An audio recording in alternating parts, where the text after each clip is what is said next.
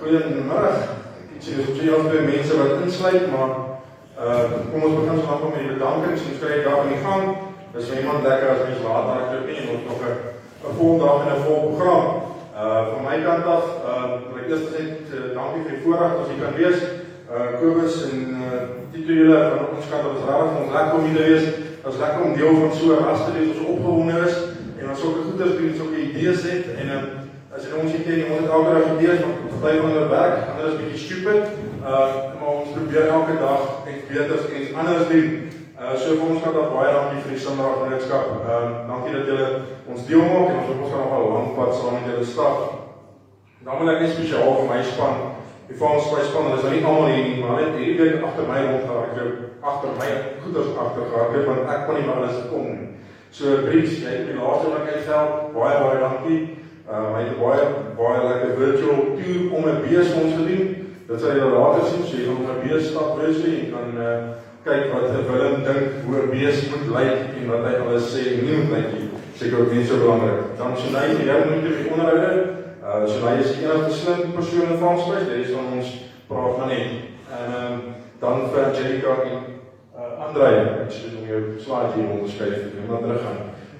Andrei, Groenewald, Chupies, wat meeste van ons omken, dankie vir julle ook en julle bydrae aan die besigheid. Dan wil ek, voor ek enigstens verder gaan, denk ek wil ek graag vir Desiree voorstel net vra om ons vorentoe kom, dat ons hierdie dag op die regte en geskikte manier begin in die naam van ons Here Jesus Christus.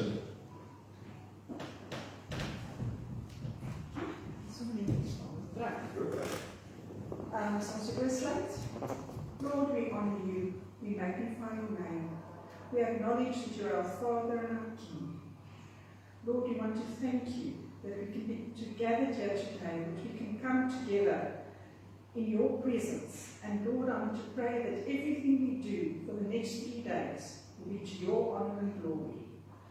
Lord, let us know that you see us, that you love us, and Lord, that you are interested in us. You're interested in our businesses, you're interested in our families, and Lord, you care. You care for each and every one of us. Let us as the Simbra family take this and also love and care for one another, and let us spend quality time together in each other's presence, but mostly, Lord, in your presence. And Lord, may we always honor you in everything we do. Say, and Lord, that we will be a testimony of your love, kindness and goodness in Jesus' name. Amen. Thank you very much, Desiree. Okay, I'm going to try to do the rest in English, as Matt will do the same. And then from there on, firstly, we'd like to thank our sponsors, or the sponsors for the day. We can't do anything without sponsors. So from our side, and from the Simbra Society, I would like to thank Molotech and MHD, and then as well for Swift Inflation Control, for everything you guys do for the industry and for coming to the party. And I found JP from Swift the other day and changed his plans at the last minute, and he was very happy to help, and it's very nice to be able to work with you guys in such a way. Then our two clever guys for the day, Matt, keep on forgetting your surname, I think it's made up, Matt Keenhorn. And we're looking forward to your speech and what you're going to talk about. And then Willem is always someone to look out for and listen to. So from our side, that is all. And I hope you guys are here to listen and to learn. For everybody at home, if you have any questions, so if you're watching on Facebook, YouTube, or Swiftly, I hope you guys can follow the comments there Swiftly. Please send, put your comments there, put your questions there, and we will try and answer them as quickly as possible. We will stop after your second point that you've made, and then we'll have a discussion. It might be that one person answers or asks and another person answers. You're welcome to do this in Afrikaans or English. I know most of us are running out of English at some point in our discussions, so I think let's do it double medium, as I think Matt says he understands it, he just doesn't talk it. So Matt, thanks you for coming through, and thank you for being part of this wonderful day. Thanks, Tinus. Good afternoon, everybody. I hope that you can all hear me. Just from my side, I'd like to thank everybody for being here, for being present. We really appreciate the attendance, and I hope that you can take something out of this, and something that you can apply within your own production systems. I'm going to be speaking about increasing your herd's intrinsic value by optimizing the use of EVPs. The sections that I'm going to be speaking on are broken up into two sections, and then we will have a discussion, and then there's a third section after that. For the first part, I'm going to be speaking about factors that influence profit. But before I can do that, it's really important that we understand what is your product. As a stud breeder, your product is breeding value in the form of animals, semen, and embryos. The goal of the stud breeder is to increase the herd's genetic potential so that the animals can become more profitable to the commercial producer. To illustrate this, we can look at, the goal of the commercial producer is saleable live weight. To illustrate this, think of the commercial producer as owning a Land Cruiser. This is a wonderful bakkie to have. It's powerful, it's durable, but it's very heavy on fuel, and it eats away at your profit. But that's not the end of the world. There's no need to go out and buy a Ford just yet. You can increase your bakkie's horsepower and fuel consumption by using a chip. The stud breeder's product is like that chip. It unlocks the potential within that Land Cruiser to make it a more affordable item, a more profitable item. I'm going to start off by attempting to summarize factors of profit into three categories. There are no hard and fast rules about what is profitable for you and in your production system. Every production system differs, but they can be summarized into these three categories, being reproduction efficiency, production efficiency, and maintenance requirements. Reproduction efficiency focuses on more calves. Fertility, body condition, gestation length, reproductive life of the herd. When we think of production efficiency, the focus is on more beef, growth, feed to gain ratios, and carcass characteristics.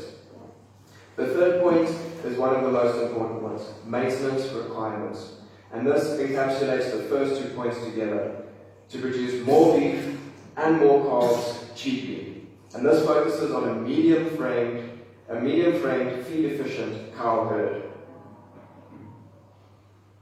To put this illustration into a simple example, if we have 100 cows, a conception rate of 86%, a weaning rate of 85%, and an average weaning rate of 230. If you were to sell those calves at 40 Rand 50, your expected total income would be around 680,000. I'm going to now highlight the importance of reproduction efficiency. If we use conception rates as a measure of reproduction efficiency, more calves, a 2% drop in conception results in almost a 16,000 Rand loss in total income. This is quite significant, and it outlines the importance, and it's something that's really well known amongst breeders on how important fertility is within the herd. To look at an example for production efficiency, we can look at a 2 kilogram drop in the average weaning weight of the group. I'm using this as an example for production efficiency with emphasis on producing beef. A 2 kilogram drop in production efficiency, keeping everything else the same, results in a loss of almost 6,000 Rand. Lastly, I'm going to illustrate an example for maintenance requirements. If we make the assumptions that a cow eats at a rate of 3% of her body weight, a medium-framed cow weighing 550 kilograms will have a daily feed requirement of 16.5 kilograms. If we assume that the cost of grazing is 90 cents, then the cost to meet this daily requirement is 14.85 cents. Annually, that translates to 5,420 rand to run a medium-framed animal in your herd. If you look at a larger framed animal, the difference is almost 1,000 rand more to run that larger framed animal. This really emphasizes how important it is to have medium framed animals that are more feed efficient and have lower maintenance requirements. Just to elaborate on this a little bit more as well, this example only considers the cost of grazing. If you're feeding supplemental licks and production licks, and if you include your vaccination and your health expenses, that number climbs a lot more. And if you were to run 100 large framed animals, that starts to get really scary. Fortunately for us, our product is also a tool that we can use to manage these different sectors. Our product being breeding values. Breedplan provides us with breeding values that we can use to manage profit within each of these categories. Within reproduction efficiency, we can manage profit using EBVs for days to calving, scrotum circumference, gestation length, and birth weight. We do not receive an EBV for age at first calving, but this information is made available to us and can be used as a very powerful tool to manage reproduction efficiency. I'm going to focus specifically on days to calving. A shorter days to calving identifies animals that reach puberty early as heifers and return to estrus sooner after calving, and it places a penalty on animals that fail to conceive. This EBV is a very, very powerful tool and a very powerful measure of fertility.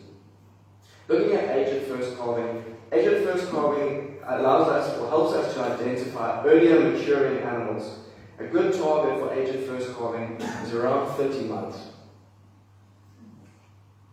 When it comes to production efficiency, using an example of a weaner production system, I've highlighted three main EBVs that we can use to manage production efficiency, being weaning weight, net feed intake, and maternal ability with a milk EBV.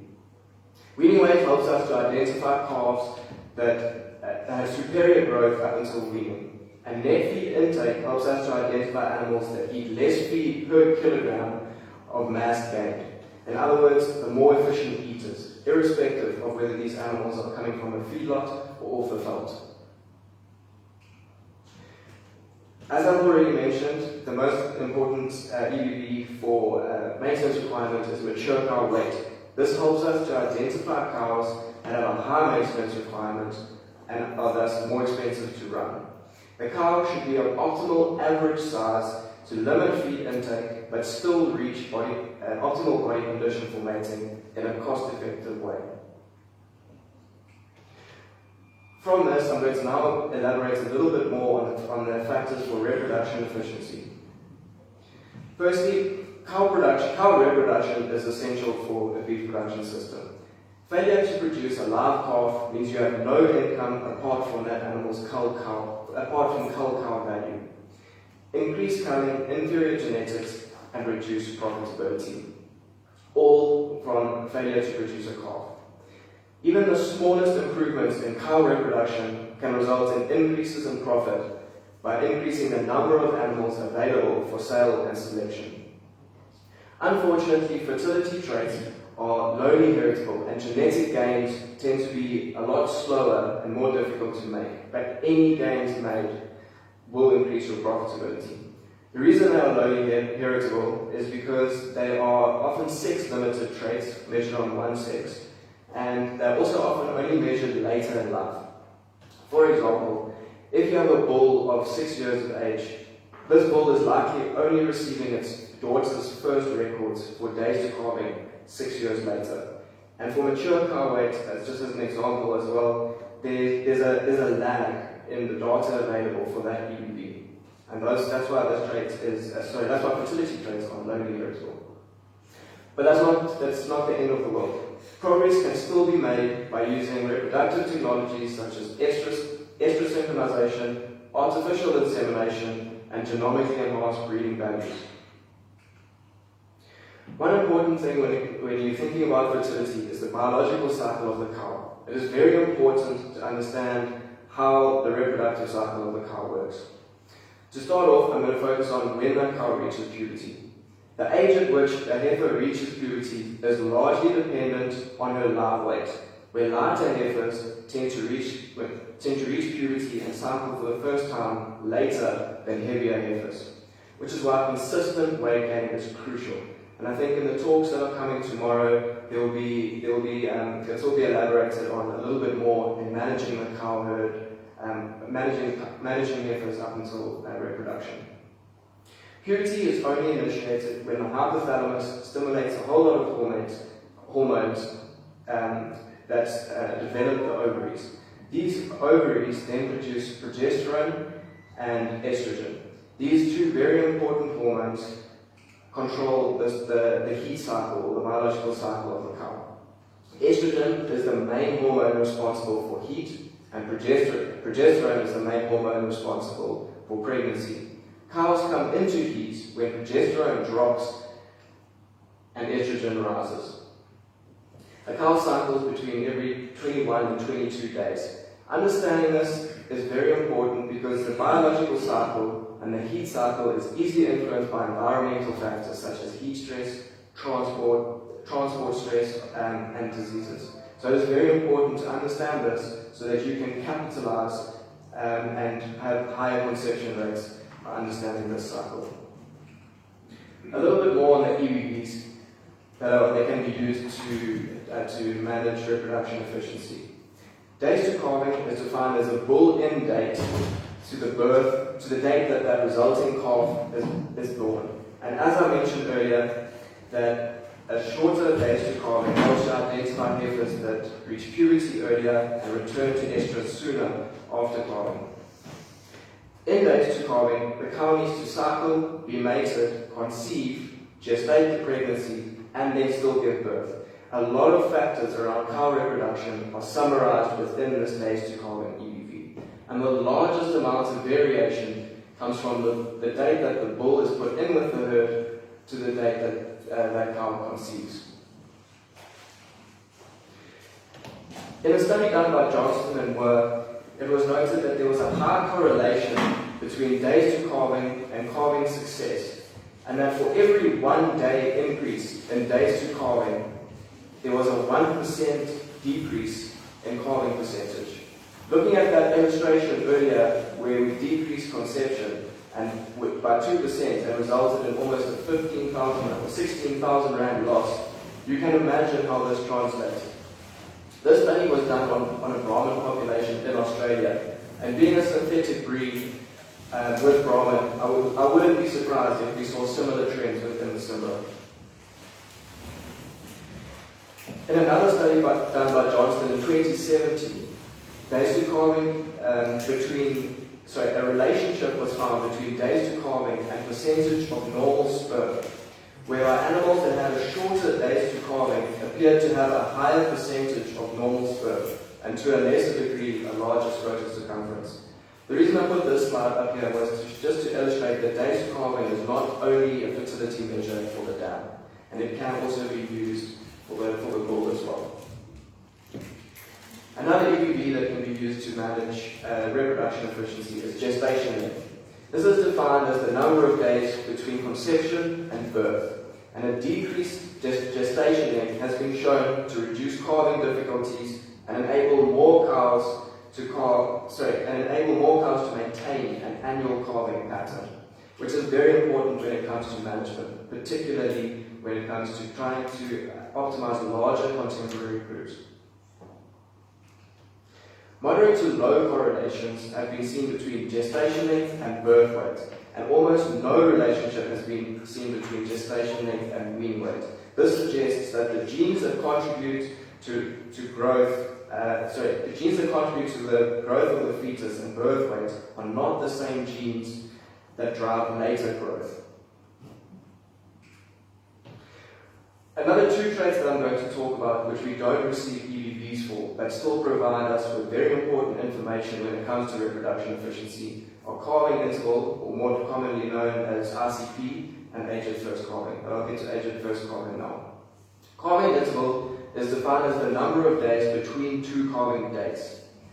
This encapsulates a lot of different factors. The ability of the cow to recover from birth, to rear the calf, to continue to grow depending on her age, to cycle again, and to have the opportunity to be remated, conceive, gestate the pregnancy, and again give birth.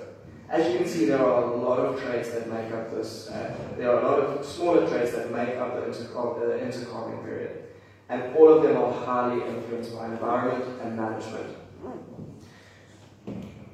And so just to elaborate on this as well, intercalving period can be a biased trait, and the reason being is that if mating is not continuous, then if a cow is calved and cycles and then not remated, she will receive a longer intercalving period than a cow who misses a cycle and is then remated.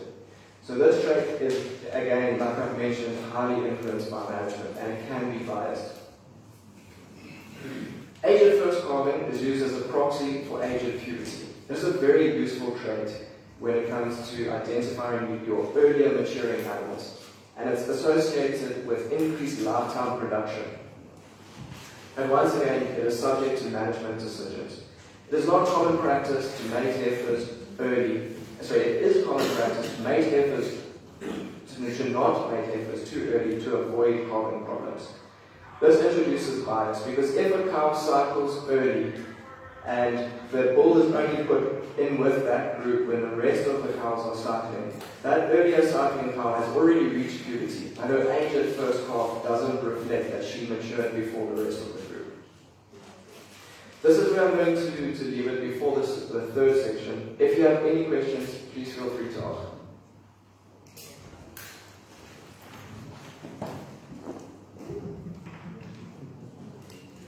I'm happy to go back to any of the slides as well if you have any questions on the slides themselves. Matt, if I may,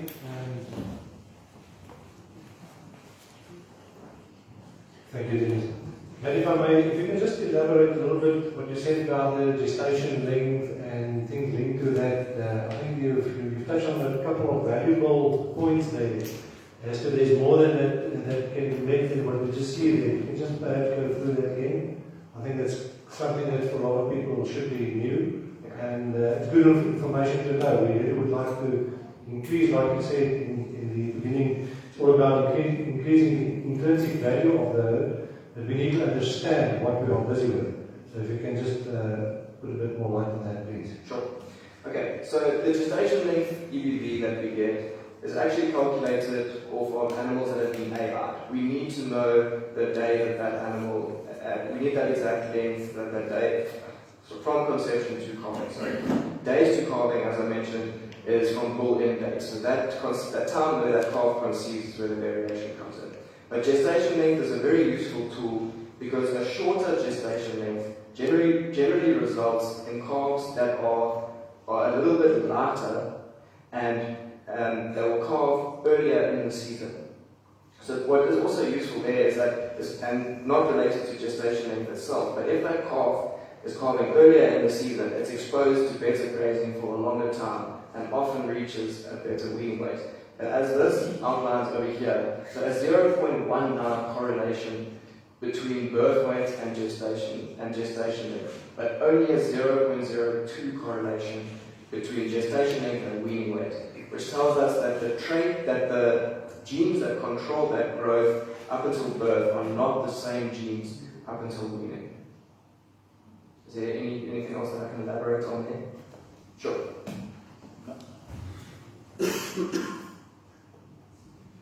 Yes, thank you. Man, I think this is very important that we realize that, which basically means we can genetically select for animals that are low on birth weight and have good growth. Because we always believed in the past that to have a good growing animal, we need to have a calf. which is not true. This is basically proving it. And I think we just need to take cognizance of the fact that these are different genes that you can basically breed independently for these two characteristics, so if you so want. And that's actually where the curve bending size come in. That's true. You've explained that very well. Anyone else? Okay. The next, if we can maybe take if there's no more questions, if we can take a short break before I carry on with the third presentation, or should I go straight into the third presentation now? Okay. So for this presentation, I would actually really like to encourage you to participate. It's a little bit more of a tutorial, but I'll get to that point now. First of all, I just want to highlight a few things. When it comes to pre-auction research and selecting your animals, it is very important to have breed objectives. And as I've summarized before, in those traits, the different factors affecting profitability, reproduction efficiency, production efficiency, and maintenance requirements can all be managed using EBVs. It's very important to decide which EBVs you are looking for within your production system that will unlock profit for you. This is just a summarized list of EBVs that are obtained within those different sectors. I have already mentioned for reproduction efficiency, scrotal size, days to calving, gestation length, age at first calving, calving ease, and reproductive rate. For those last three, you do not receive an EBV for. For production, weaning weight, maternal ability being the milk EBV, we don't receive for average daily gain, but we get for net feed intake. If carcass, less common in South Africa, but if you are paying a premium for carcass traits, then we also receive carcass trait EBVs for eye muscle area, rib fat, and rump fat as well. When you know what EBVs you need or that fit your breed objective, it is important to understand the direction of selection that you need to select for these EBVs. The example that I've got here is for a weaner production system. Now for days to calving, we should be selecting downwards. We would like a shorter days to calving, so the period from the bull joint to calving becomes shorter. Scrotum circumference, we want average to up. We want average and upwards. Below average scrotal circumferences tend to be the less fertile bulls. Gestation length, we want to bring down. A shorter gestation length, I've already mentioned the benefits of gestation length. Birth weight, it's good to have birth weight around average. If we're selecting below average for birth weight, chances are that calves, although the gestation length and weaning weight have no correlation, there is a correlation between your growth traits. And if your calf is smaller, or if you're selecting below average EBV for birth weight, you often have calves that are very small and weak at birth and don't tend to grow as well after birth. I'm not going to go through every one, but I think you have an idea now of the direction of selection. Matt, sorry to interrupt. I'm just scared. I'm not scared of another thing, but I just don't want to lose someone that's online. We received a question here from Eric Omondi. And Eric's question is, and sorry for interrupting you, but I think it's important that we also address the people that are online. And he's asking, does crossbreeding affect the age of maturity? I think that the proper way to perhaps just quickly address this question is to explain to us the value of breeding with a synthetic breed, where we've got within Simbra retained heterosis, which is of great essence within the breed and really affecting your profitability. If you can just, before you continue, don't mind to just elaborate on what will the effect be on age of maturity, which basically means age of first calving. Okay, to answer that question, absolutely. Crossbreeding would affect the age of maturity. When you think of crossbreeding, the whole reason to crossbreed is to get the best of both worlds. And for Simbra, we can introduce earlier maturing animals through the Brahman descent. And the other benefits of crossbreeding, as you've mentioned already, are heterosis. These heterosis effects are particularly important for fertility traits. Any lowly heritable trait is where we see the largest benefits from crossbreeding. Once you have I'm just going back now. Once you have an idea of what EBVs you will include in your objective, the direction that you should be selecting for these traits, it is important to assess the current genetic herd levels within your herd. With Breedman, we receive a Breedman report, and we get graphs similar to this, where we can see your genetic level within your herd compared to that of the breed. This is a very nice example for days to calving. If you look at the breed average of the green, this breeder has a days to calving well below breed average. In other words, a shorter days to calving. Probably has some very, very fertile cows as well. For mature cow weight, we want to bring the breed average. The mature cow weight below the breed average to have lower maintenance requirements of cows. This example here, the mature cow weight is considerably above the breed average, although it's starting to come down towards the breed average. Perhaps the breeder picked up that this was costing him a lot of money and decided to apply a bit of selection pressure there. The part that I would like you to participate in is, if you could all go onto the Simbra website now, I want to show you how to use the sales catalog, the breed plan sales catalog, to select animals that fit your breed objective. So for those of you who have access to your phones or your internet now, if you could please go onto your internet solutions. If you go into animal inquiry, you'll get a whole list like this. If you go into sales catalogs, that's what's important here. Every sale that we have is published online under sales catalogs. By clicking on that sales catalog, a list of animals in lot order appears in that catalog. I've just done a snippet here. I know that there's a lot more animals being sold on Saturday. Once you've gone in here, if you can please, on the top left-hand side, go to search or sort sale catalog. This gives you a drop-down of criteria that you can filter by within the catalog. Within the catalog, I can filter according to calving years. I can filter according to breeder province. If I feel I'm specifically looking for animals that come from the same province that I am in, that might be more environmentally adapted to the climate that you experience, then it might be useful to apply a filter like that. If you are looking for animals descended from certain sire or dam lines, you can also filter according to those sire or dam IDs. If they have any progeny that appear in the catalog, they will show up in the list. I'm going to focus now on EBVs. As I've mentioned, we can use EBVs to manage profit, and if we have a clear understanding of our breed objectives, we can apply filters within the catalog that will only show animals that fit your breed objective.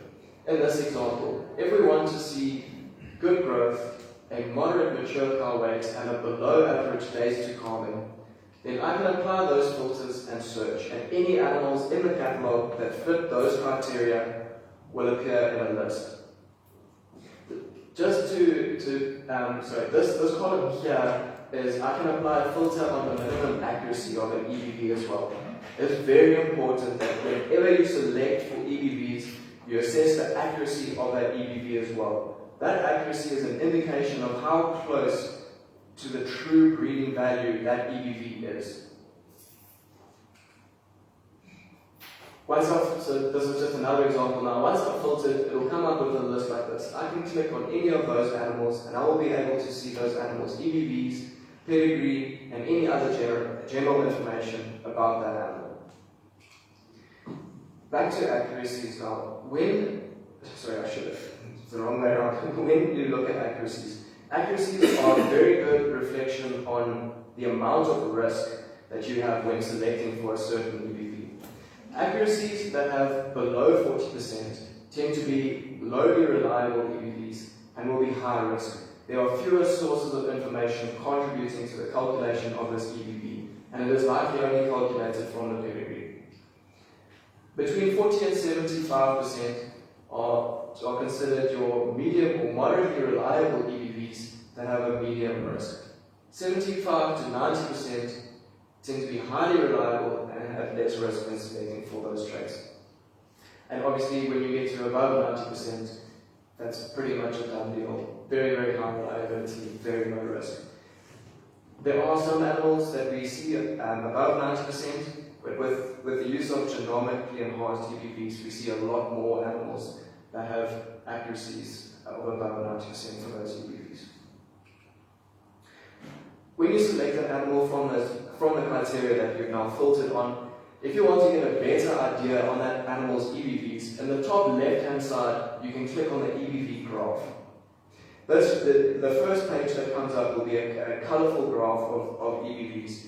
But if I want to assess EBVs with the accuracies, a better option might be to switch graph and look at the standard error graph. This graph here considers an EBV with its accuracy. This horizontal bar is correlated to accuracy, where higher accuracies see a shorter width in that horizontal bar. And that bar indicates that an EBV will, with 67% chance, the true EBV lies within that value. So for this trait, if we look at birth weight, negative 0.2, the possible change in EBV as information gets added for this animal at most will pass the first percentile over there, and at least would be just above breed average. So this gives you a very, very nice picture that considers both EBVs and accuracies as well as risk. Within a 67% chance, you know that the true EBV will lie within that range. Once you've looked at these EBVs, it's important to know the pedigree. As we know, certain sire lines, certain dam lines are well known within the breed and are known for producing top quality animals. So it is always very important to consider the pedigree. You can click on any of these animals within the pedigree and compare the EBVs from those animals to the animal in the catalogue that you are looking to buy. By this stage, you've already gone through quite a lot of steps and it is a lot of work. But ultimately, this is an investment into your herd. And you should take the time to go through to mark off animals in the catalogue that fit your breed objective according to the criteria that you have. Thereafter, it is very important to spend some time viewing those animals. They need to be structurally correct, and you need to make sure that there are no distinct issues with those animals. And I think Mr. Forskink is going to focus more on the phenotypic aspects of selection in the next presentation. Are there any more questions?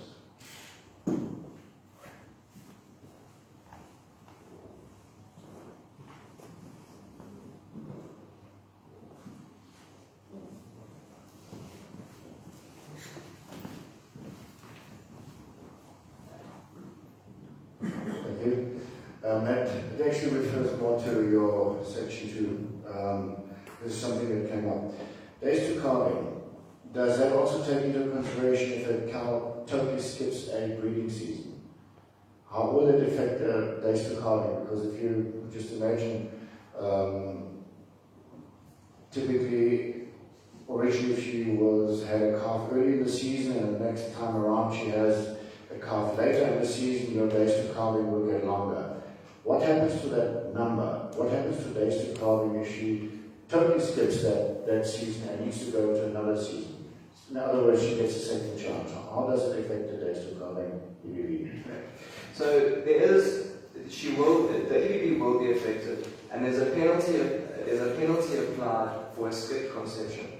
So that penalty is a penalty of one cycle. It's a penalty of 21 days. But that penalty considers the contemporary group average, the maximum in that group, and then applies a penalty. So if she skips an entire breeding season, where she was given the chance or was exposed to the bull, then she will be assigned a penalty. If she is not exposed to the bull, she will not be assigned a penalty. On the days to calving list that we fill out, that's why it is very important to fill out the bull in and bull out dates. Because if we don't have that information, we can't get an idea of that animal's days to calving. The dates that the bull is in and when she conceives is very, very important.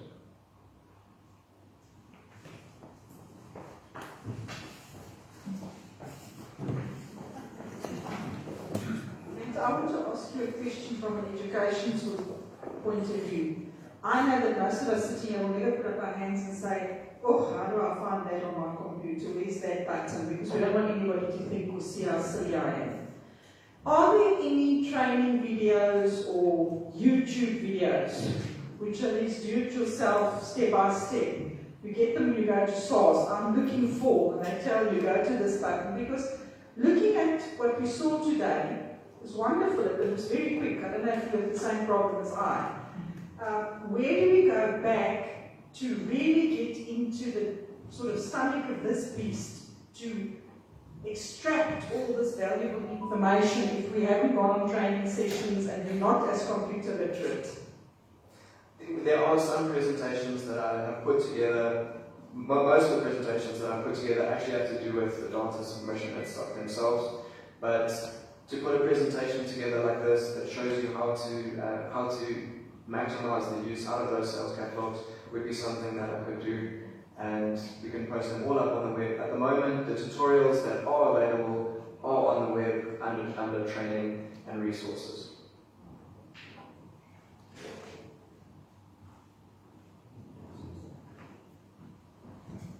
Anyone else? Okay, I'm going to quickly from my side. I'm very experienced. I don't have a lot of experience. I don't buy my own cat. Also, it's easy for me to have 10,000 comments and what should people do and ask stupid questions. But from my point of view, I look at a catalog and I look at what I need in my head and what I need to change. It's very easy to go to overcompensate. To say that I need more, I need more fertility, and I might throw the boat the wrong way. How do I measure, do it slowly and accurately without choose? How do I choose to make sure that I don't throw the boat the wrong way and cause more damage by trying to rectify one problem causing two others? Okay, so at the end of the day, you have to take the time to know the genetic levels within your herd and to know what you need. A lot of traits are correlated. By selecting excessively on one trait, a lot of the time will result in a correlated response in another trait. But growth traits are a perfect example of this. By chasing a weaning weight, it is highly correlated with mature cow weight, almost up to 70%, 80% in some instances. So if you are chasing very, very, very heavy weaners, you will likely end up with very heavy cows as well. So a lot of the time, you want to push the limit, but not overdo it. You want to find a happy medium, and very importantly, that works for you and your herd, and ultimately for your commercial buyer. Thank you. Anyone else? Matt, I think you gave too much information too quickly. I think everybody's still processing. Is there anyone else that might want to ask a question, maybe on a different topic but still genetic? Okay, I think that is it. Is there any questions from your side, Kobus? Willem? I think that. Thank you, Dennis. Thank you, Matt. I think what's very important is that we need to familiarize ourselves with the tools that are available to really enable us to improve the intrinsic value of our herds. It's very important that we do also understand where does what come from, how does things really work. The data carving is a very, very powerful tool, and what we often find is that unfortunately people do not render all the data. In other words, they see, alright, I've put 35 cows to the bull, 28 of them conceived, then they only submit the data of those 28 cows. Please, people, we need to get the data as complete as possible. That is of utmost importance, because only then the penalty that was referred to earlier on would come into play.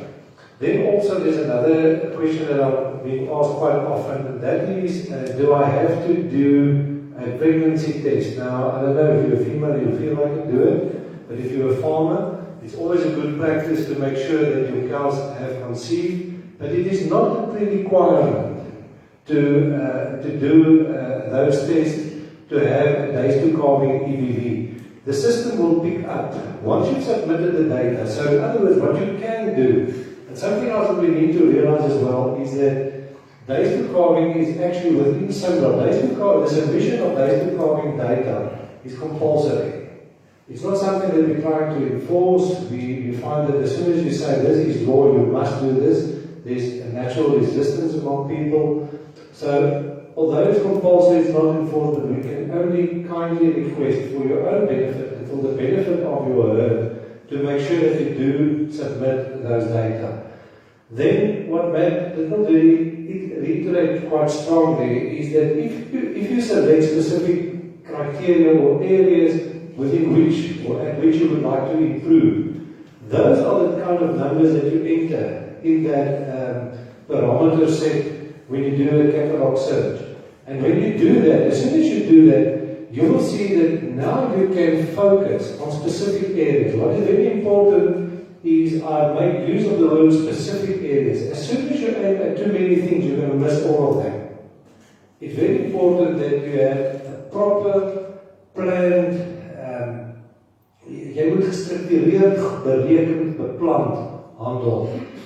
You need to make sure what are your breeding goals, what are the goals that you set for yourself. In other words, one of the things that we need to really do is we need to take cognizance of the fact Matt showed to us the difference in mature cow weight, the financial impact of something like that. And it's not always just about saving more money. It's about really being able to create additional money. So in other words, if we can bring down something like mature cow weight, by doing that, you can, at the end of the day, a phrase that's often used within stud breeders' vocabulary, but at the end of the day, you will really be able to determine or to see that you can now stock more animals because they are smaller frame. The requirements and the burden that they put on the available resources are so much less. And by going about it that way, you can make progress. And then what's also important that we haven't touched on, we will refer to it tomorrow as well, is that the better way of going about is to look at indexes. Indexes combine a lot of things. So indexes will really help you to get over the goal line a lot earlier, a lot sooner. Those are the kind of things that we really need to be focusing on. We need to understand how they work, where does it come from. One thing, for example, that you need to also understand is things like when you have synchronized your females. As soon as you synchronize your females, those females will not be penalized, but it will also not reap any benefit out of baby calving calculations, that EBV.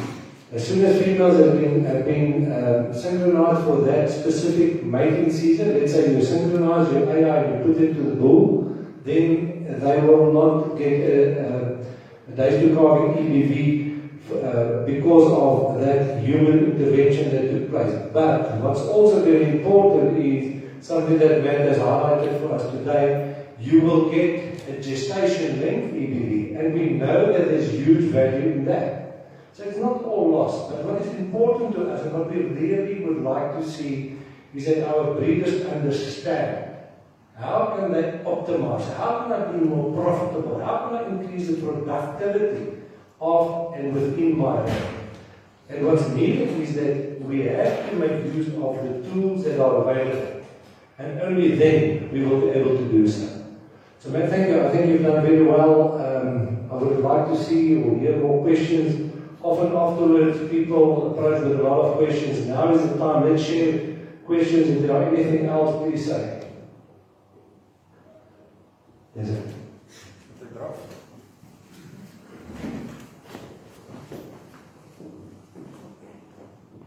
Matt, gestation length, you said only with animals A8 we take on gestation length.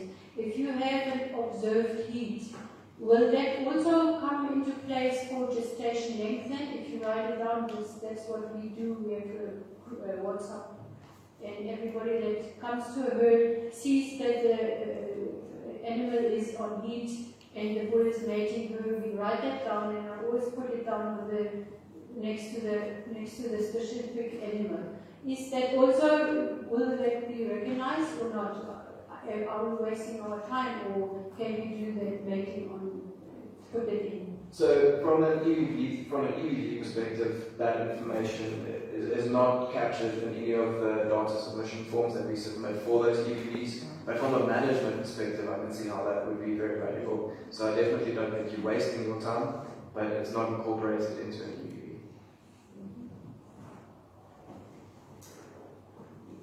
Anyone else? Right.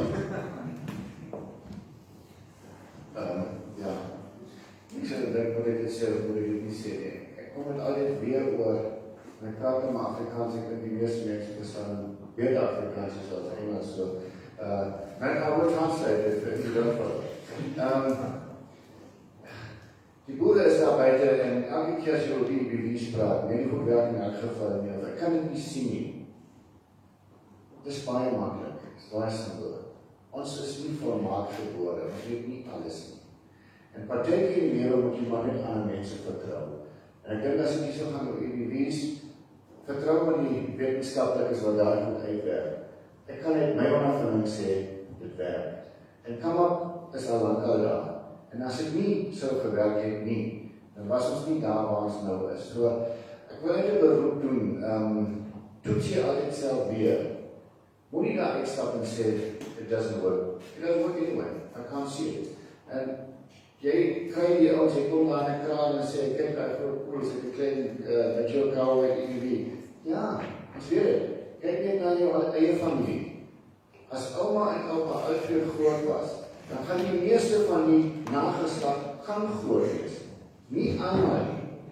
Want dan word hy klein tandjie daar uitgetrek en hy sê, kyk, dit werk toch weer nie. Die groot probleem is die mens, ons het nooit DNA toetsing gemaakt, dus ons moet nie raar op sy van die opa. Goed, dankie. So just on that note as well, you have to remember that the phenotype, what you see, is composed of the genotype, the EBVs that we speak about, and the environment. The environmental influences on that animal make up to almost 70% of what you see.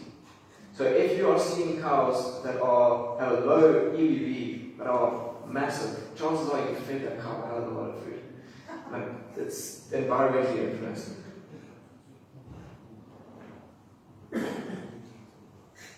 Okay. Do you mind just going back to that slide with the EBV standard error graph and just explaining that again? Because you said that represents the true EBVs. Okay. So the accuracy percentage is how close the estimated EBV is to the true EBV. Okay. So the higher the accuracy, the closer that EBV is to that animal's true breeding value. This graph here shows the predicted change, or the predicted change in EBV, with up to a 67% accuracy that it will lie within that range, that the true EBV lies within this range. The current EBV is minus 0.2, with a 67% chance the true breeding value of that animal lies within that graph. These horizontal lines are percentiles, so it lies within the 99, fourth percentile there. Is there anything else I can explain here?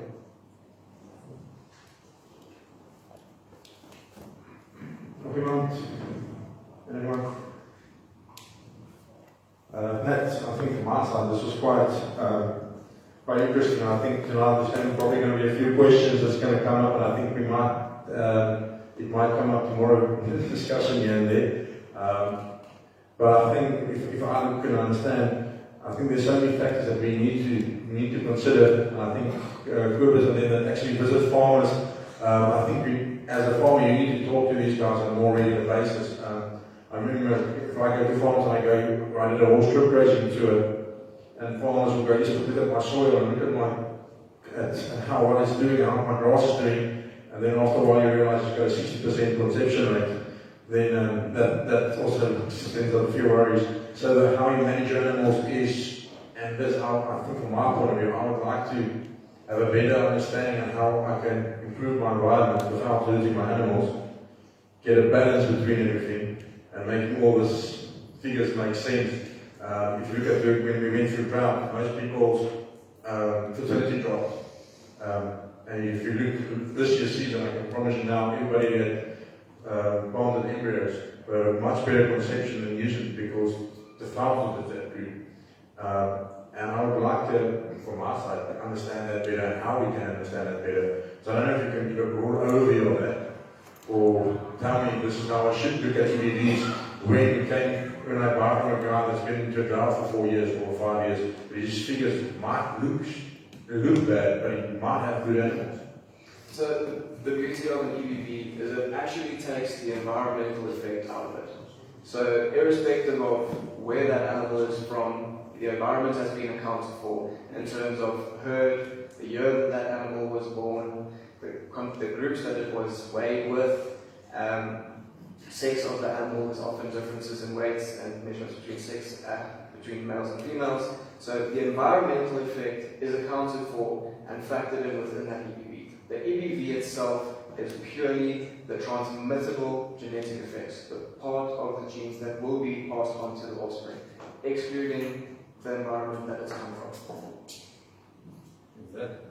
Sorry, is that both in LRF and logics or just in both? Any EBVs? Yeah. Okay. But it does seem, if I look at a catalogue, and I don't want to say where which auction I was at, and I could see where the guys struggled over the years that they had either bad management but the EBVs were a lot poorer at 5 years ago than they were now, or some of those animals that they're trying to sell now. So it feels to me that there must be an influence somewhere. If they're not specifying a management group correctly, any animals that experience a different environment for that trait need to be specified. For example, if I have calves on one farm and I go 60 k's and I've got another farm over there, those environments are different. Like you mentioned, the grazing is probably different. I can't compare those two groups directly.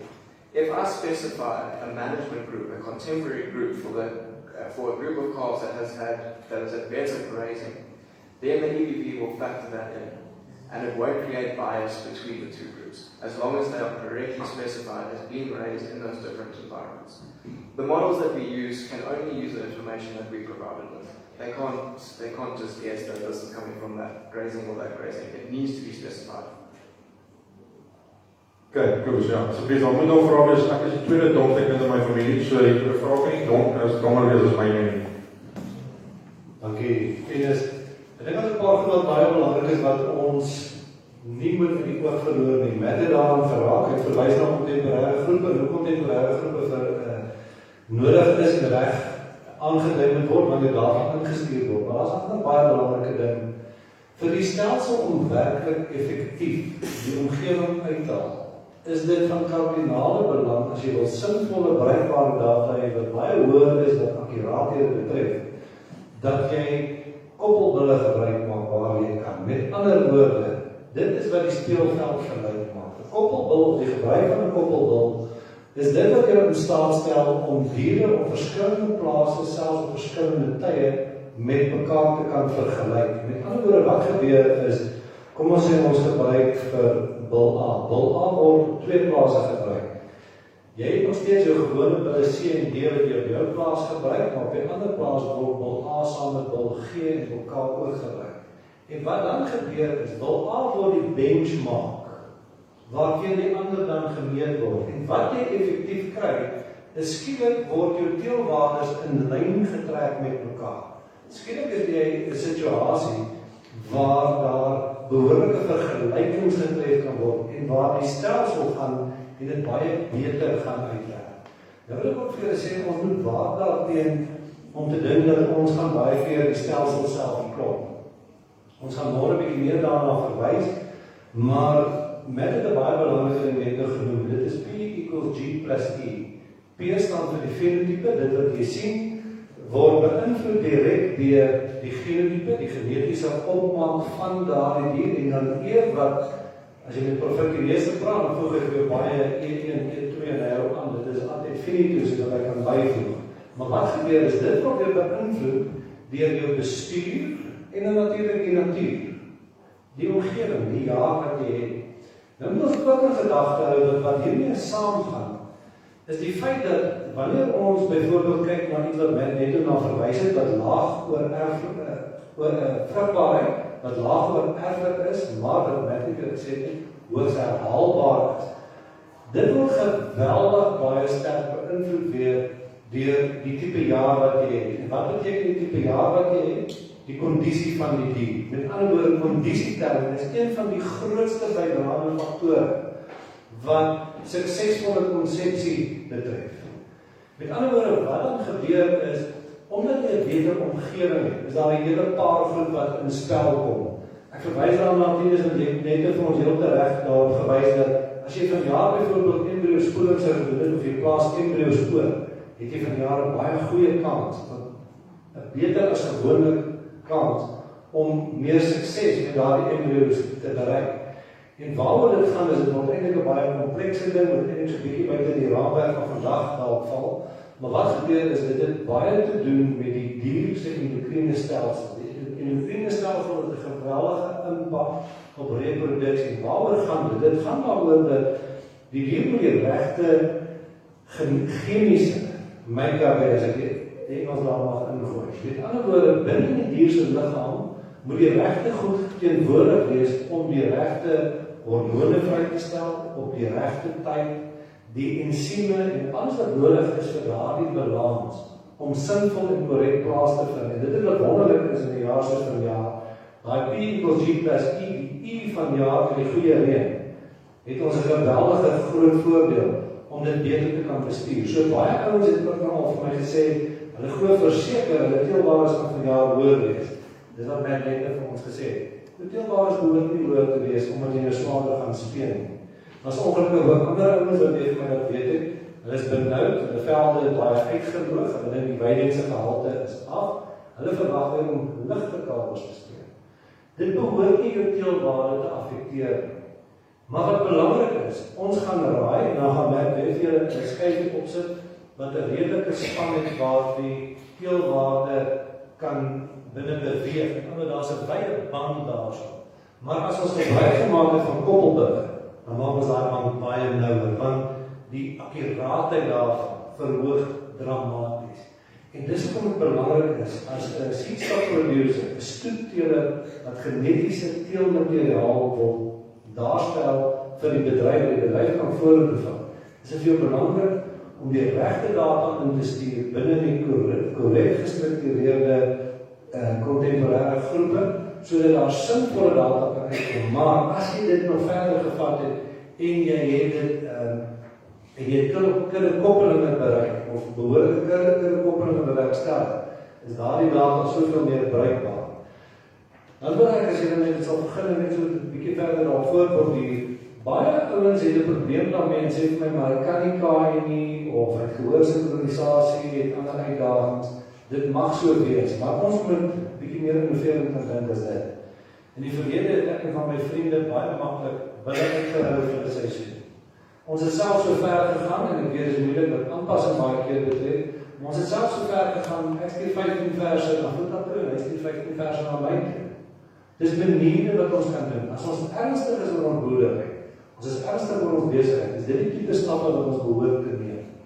En ek dink dit is van die goed wat ons behoort agterneem. As ons as seedstock producers, daar's nie mooi Afrikaans ongelukkig vir dit. As ons as seedstock producers regtig wil seker maak, ons hou aan om 'n behoorlike produk op die tafel te sit, is dit die tipe goed wat ons sal moet doen. En op daai manier dink ek kan ons werklik verseker dat ons 'n meer betroubare produk vir ons kliënte aanbied. Baie belangrik wat ek vroeër vandag gesê het. Baie van die mense praat ons uit gesê die waarde van stoetteling lê in die stamboom. Met ander woorde, as jy gaan en jy speel alle plaatjies uit, dan is dit nie meer 'n wesentlike plaatjie of 'n tatoeëernommer oor nie. Dan word dit net cappels. Maar wat net vandag van ons gesê het, is dit gaan nie net oor die stamboom nie. Dit gaan ook oor die teelwaarde wat gekoppel word daaraan en wat daarin verweef is. Daai cruiser wat hy vir ons gewys het, daai microchip wat jy kan insit om te enhance. Wat ons besig is met stoetteling is om seker te maak, elke dier het 'n microchip, maar ons doen sy mapping elke keer beter. En dis wat ons nou moet uitkom. Ek hoop dis 'n ander manier om die boodskap beter oor te kry. Met stoeptering is jy besig met niks anders as om daardie kudde van jou te remap. Nou moet jy kyk, wat is die boundaries wat binne jy wil werk? Jy moet ook verstaan dat dit kan kom teen 'n prys. Jy kan brandstof inboet, jy kan betroubaarheid van die engine, brandstofeffektiwiteit, die betroubaarheid van die engine kan nie verloor. Dis alles goed daai wat kan gebeur. Maar as ons hierdie tipe riglyne volg, as ons regtig verstaan wat dit is waarmee ons besig is, as ons regtig verstaan waarheen ons op pad is, dan kan ons vordering maak. Daar is ongelukkig te veel teelers wat nie duidelik gedefinieerde teeldoelwit het. En 'n duidelik gedefinieerde teeldoelwit gaan nie daaroor dat jy sê, ek wil graag my koeikudde kleiner maak, en ek wil graag nie die getale nie, ek praat van die grootte, en ek dink dit is belangrik dat ek melk opstel. Dan vraag jy, goed, waarom is jou melkteel op jou merk? Jy kan nie vir my sê, jy wil iets doen as jy nie weet wat het is waarmee jy besig is. Jy moet daarin daai goeders kan kwantifiseer. Met ander woorde, trek die data. As jy sukkel daarmee, kontak die kantoor, hulle sal vir jou met liefde wys of bystand om daai data te trek. Dit is vir ons bitter belangrik. Daar is vandag en môre gaan ons daaroor. Ons wil ons teelers, ons lede bemagtig om hulle self beter te help, om meer winsgewend te kan wees tot voordeel van die bedryf daar buite. Farmspace het my herhaaldelik gevra, wat is Simbra se sterk punte ons met Simbra byvoorbeeld? Mense, Simbra is deel van die gereedskap wat ons gebruik om die bedryf vorentoe te vat. As Simbra nie daarin kan slaag nie, dan moet ons mekaar se tyd. En dit is wat ons by ons doen. En dit is wat ons graag wil doen. En ek dink, as ons hierdie riglyne wat vir ons gegee is vandag, as ons van dit kan toepas, as jy môre jou verse wil koop, net baie liggies daarin geraak. Maar die waarheid is, as jy wil kyk, kom ons sê wil 'n paar rand ingooi, of jy het toch diere gebring, baie van jy diere gebring, en jy wil met ander genetika huis toe gaan, dan moet jy in staat wees om in te gaan waar jy gaan doen met catalog, search and sort, en gaan kyk, watter dier het die teelwaarde, die eienskap, wat my kan help om my teeldoelwitte in my kudde te verbeter. En wat nie gaan my na die slide toe gaan nie, die vorige ding daarom is die data kan insit, die inligting kan insit.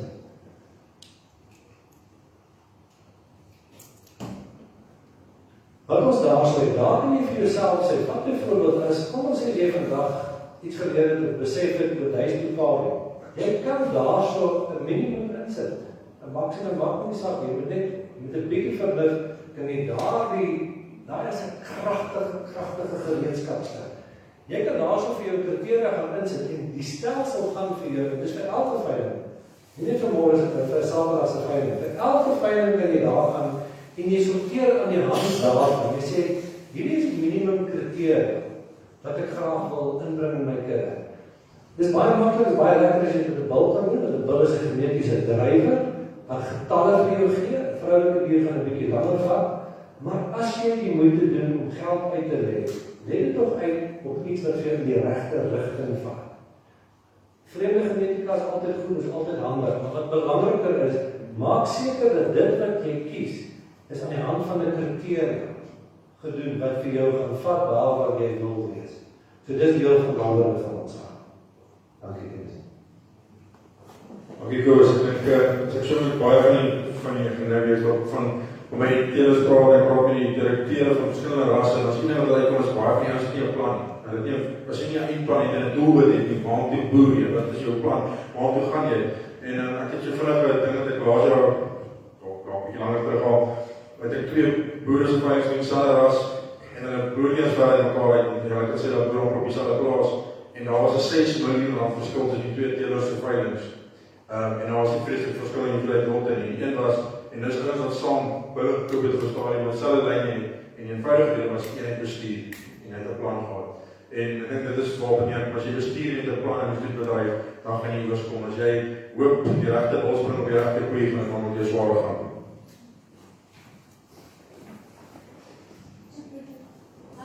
I just want to know about EVs for traits like tick resistance or heat stress and stuff like that. Are there EVs for traits like that to increase the hardiness of the graphite? So we can measure those traits as additional traits. We don't have EVBs for those traits within Simbra. I know that some of the breeds in Australia, I think the Brahman in Australia has measures like that. But anything that you feel is important within your herd, you can measure those traits, you can submit them. If we receive enough data for those traits, and we are able to predict genetic parameters for the measurements that you've given, chances are we can get an EBV for those traits. So if it is something that is seen as particularly important within the breed, that the breed is not well adapted, those sort of measurements can be taken, and you can make genetic progress in those lines, provided you are able to get genetic parameters for those traits. Okay, cool.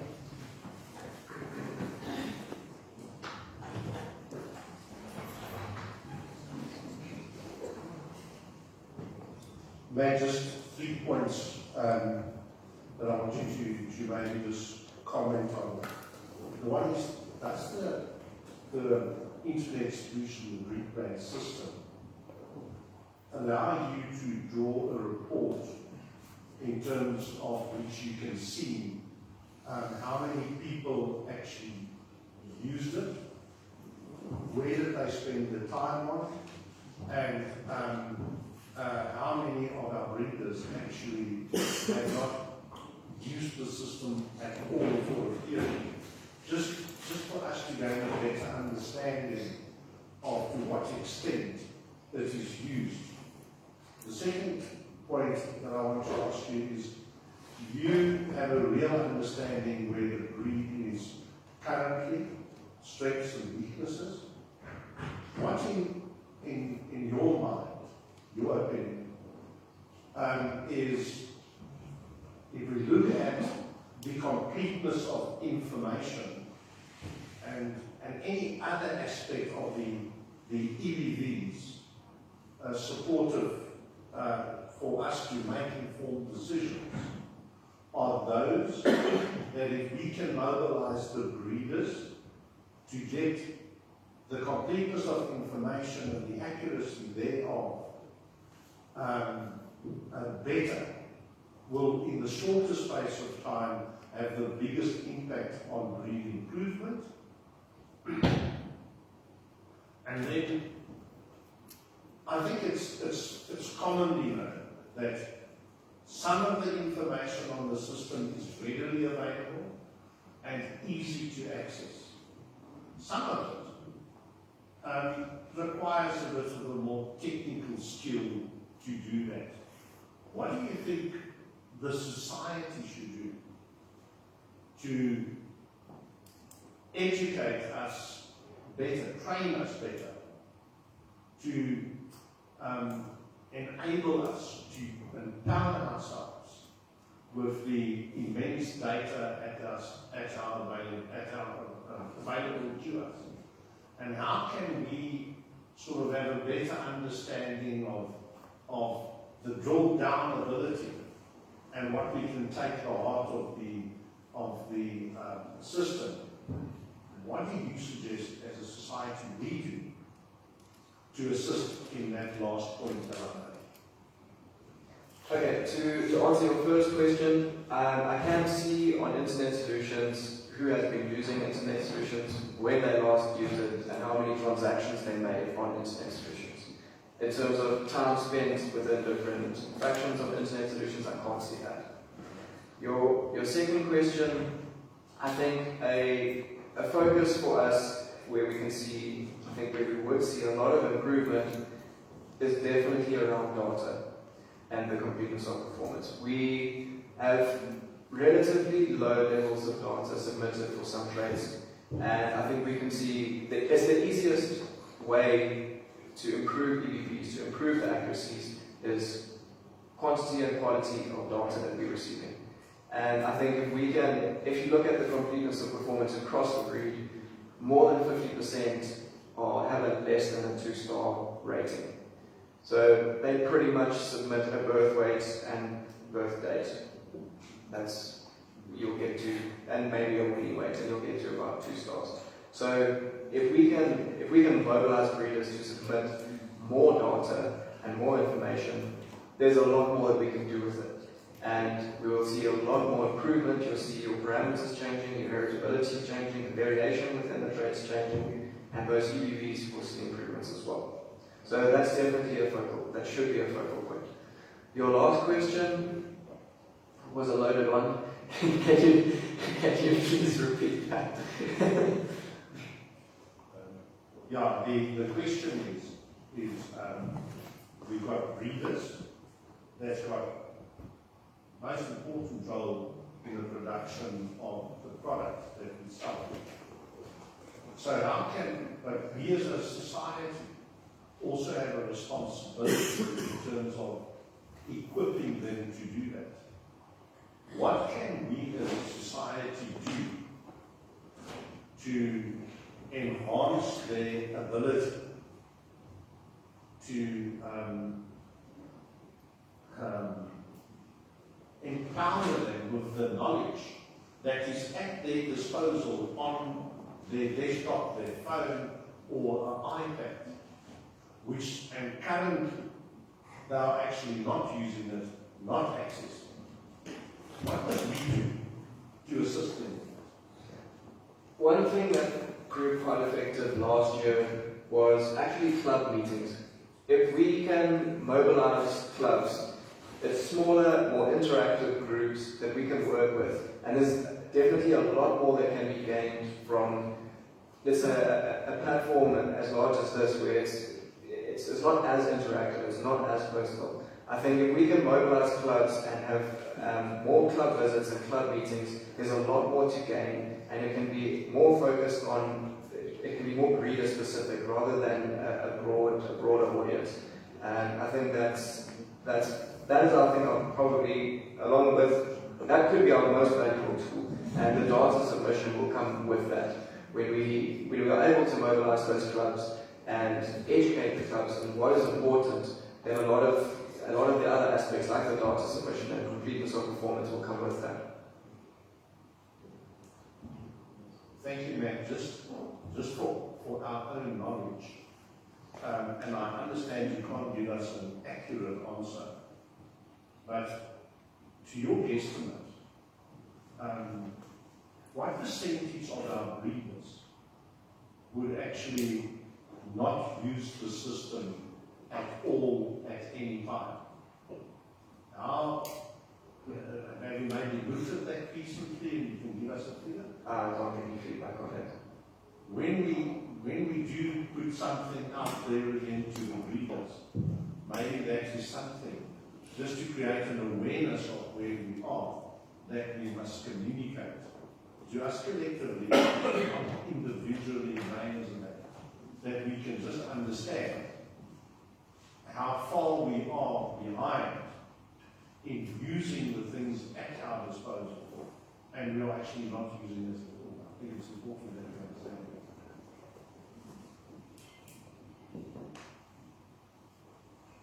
that. Anyone else?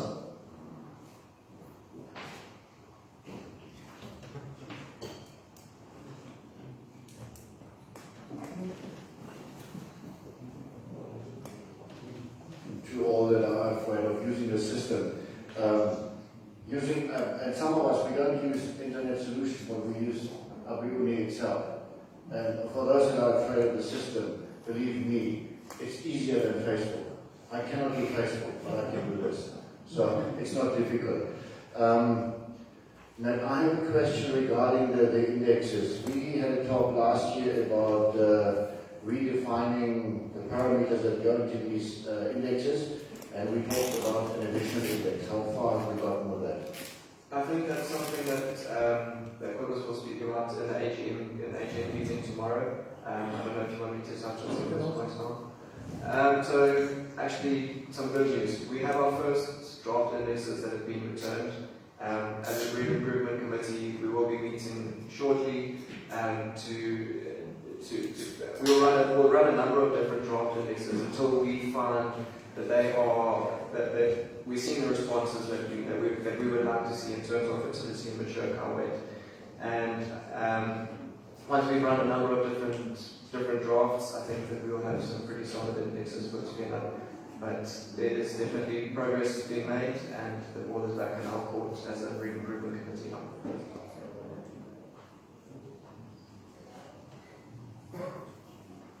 Any other questions?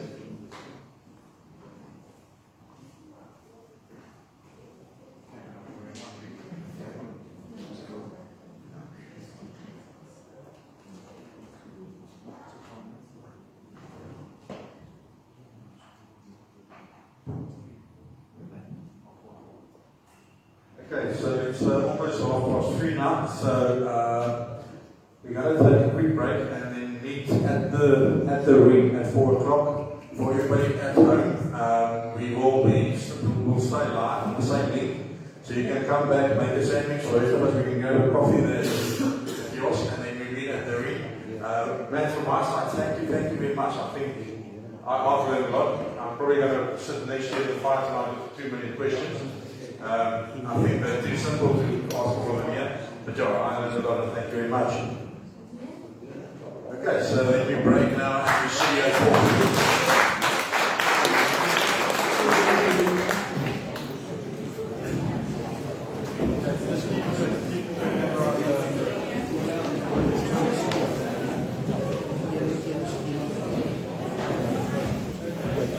Kies, en dan komt kat.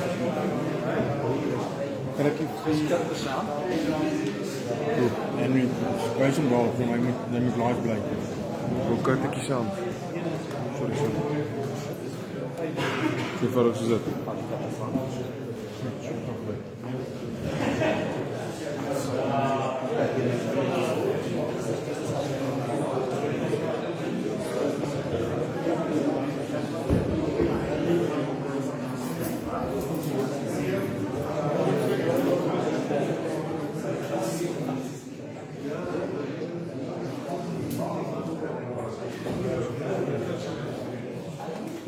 Okay, we need to now move along to the other speakers.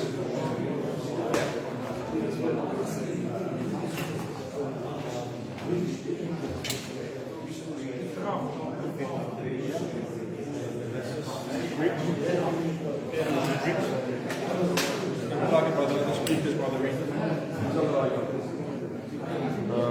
My level,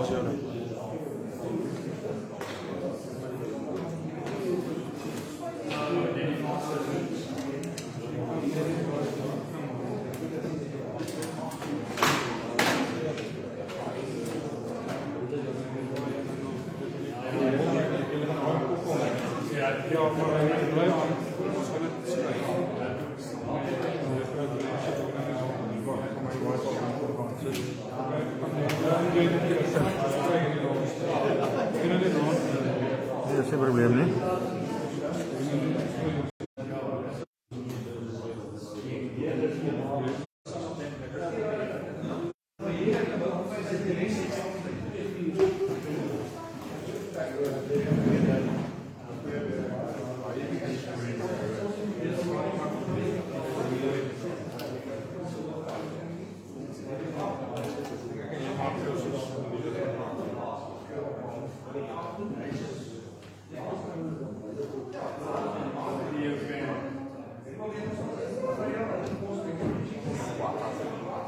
No, it's not. We just moved over to my personal.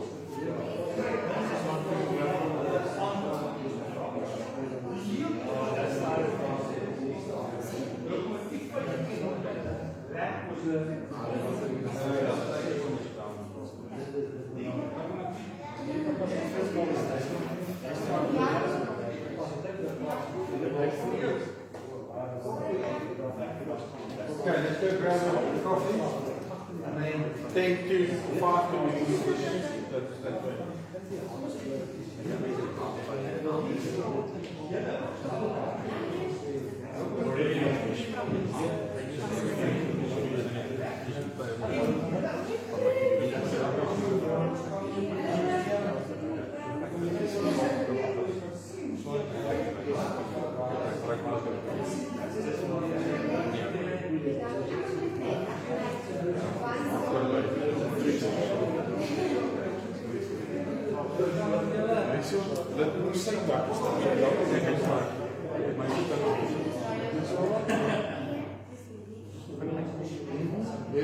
Kijk, 5 vooraan kan ons daar weer. Kijk, boys, wat is het hier aan?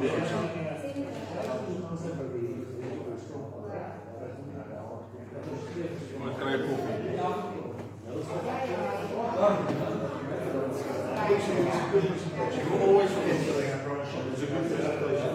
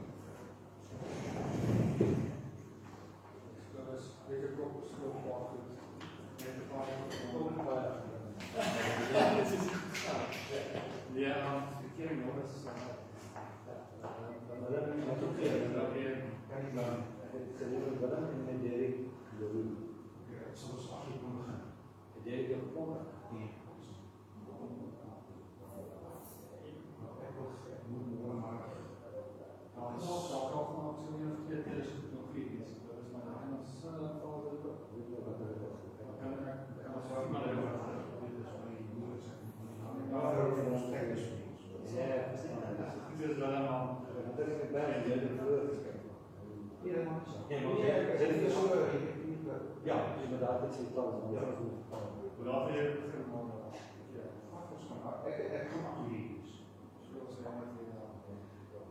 Dat is net kijk dat is hoe die dat is maar die type van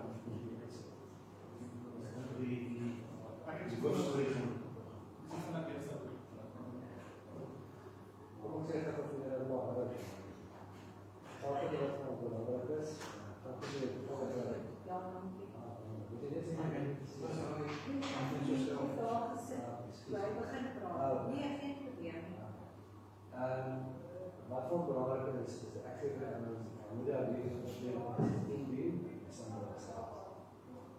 andere die andere persoon maar de speciale bij ik kan zien is ik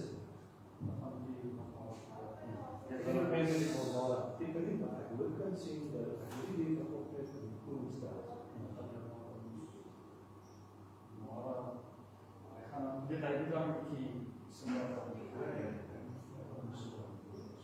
en dan veiligheidsgeleerdheid speelt ook wel. Om waarheid te zijn. Je kan niet eens aankomen met, ik weet die mensen wat ver wijs, dan kan ik ook verwachten die het doen. Maar als we dan zien is het hier in één geval, dan ben je niet data in de ruimte. Dit gebeurt. Nee, dat gebeurt. Stel dat iemand zich al goed kijkt te worden, dan kan het klaar. Kan je niet doen. Presentatie, maar ik weet niet. Ons wat daar nog een vraag is, we zullen ze nog een begin vaststellen.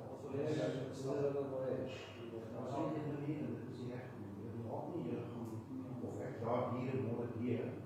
In die ouders nog gepraat, maar als ze dieren in principe zitten, dan mag je zo zeggen, volgend jaar hebben we echt geprocedeerd voor de signaal, maar dat zijn feit mensen. Dan kunnen we kiezen geweest, maar dan weer eigenlijk, weet ik volgend jaar weer zo bij. Onze laatste voor de situatie beoordelen. Beoordelen is de eerste aflevering. Nee, precies. Oké. Ja, dat zal goed zijn. Dus weer als we aanstaan, dat is wel een massa. Dat gelukkig ook een beetje hier. Dan kunnen die wat we nog niet appel geven, die op de stellen. Dan kun je maar de vast die streng. Ja, dat is sterk. Je wordt dus ook nog net zo dat je dat staat. Dus zal je even bedanken, zal ik je zal je oké, dat is nog fijn. Dit ben ik al vrij goed.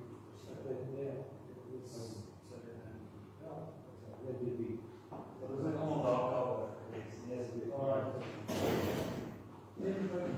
zie een plekje op de keuken.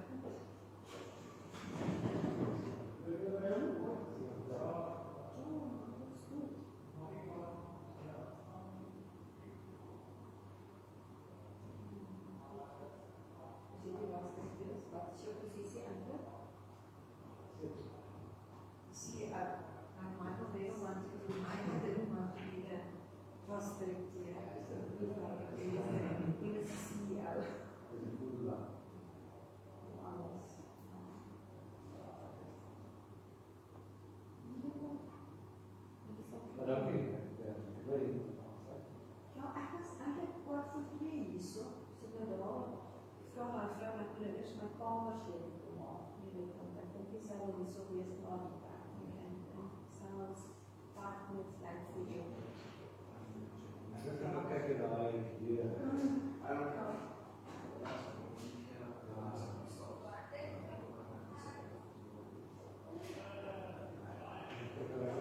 Let's check my heart.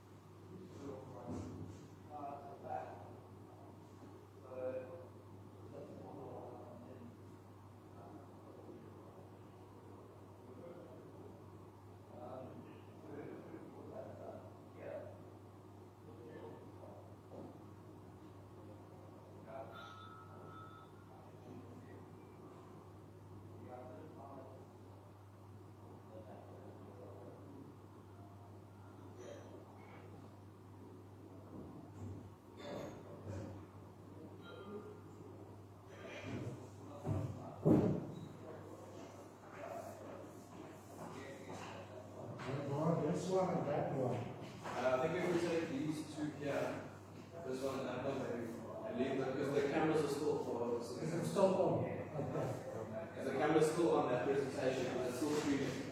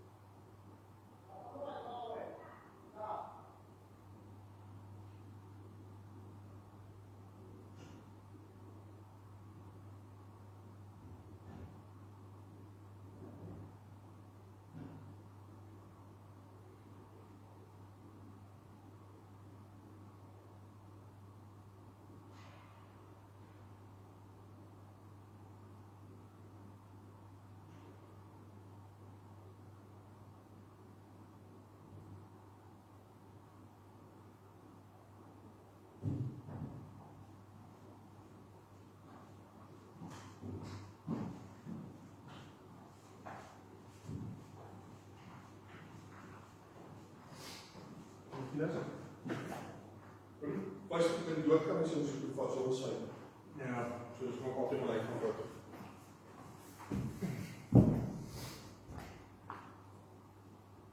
Hier gekom het. Ek dink so. Ja, daar het hy gekom met die. YouTube. Facebook het hy definitief. Ja, ek het op Facebook gekom, ek het op YouTube gekom.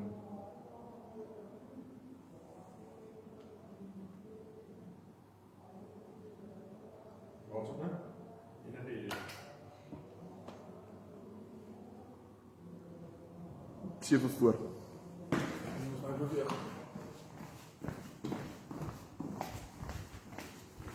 So nou moet wakker slaap met die kommentaar. Die gaan nou rond beweeg.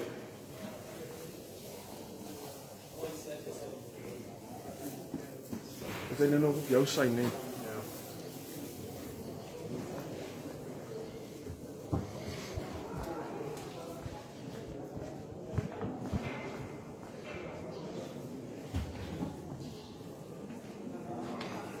Ek van Walter af vir die advertenties. Is dit mooi?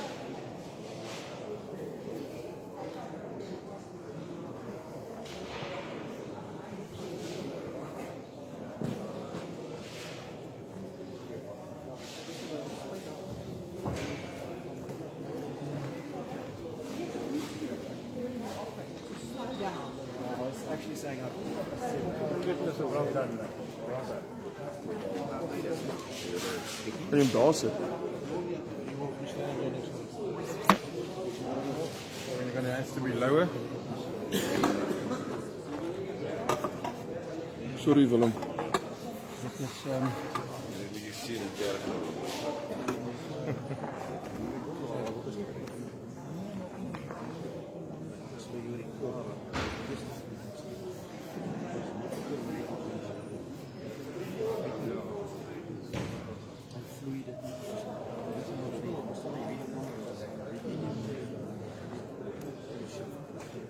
Kom maar, loop.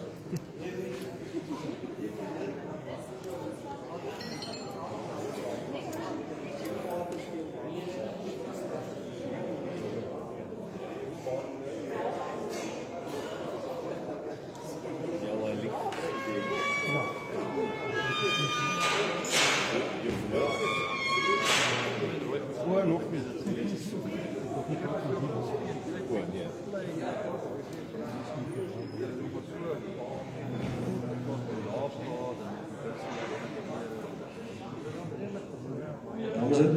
Dames en heren, laat ons asseblief ons plekke inneem. Ons gaan nou begin met die bespreking van die diere asseblief.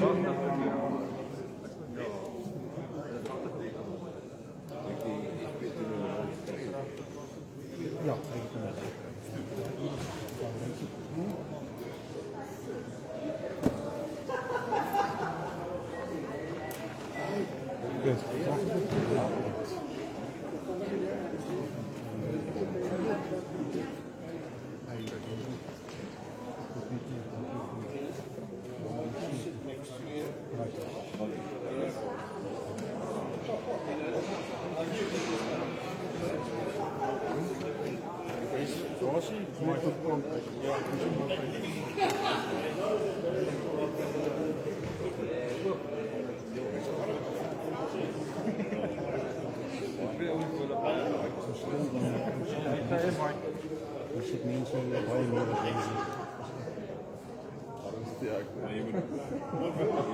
Fake it till you make it.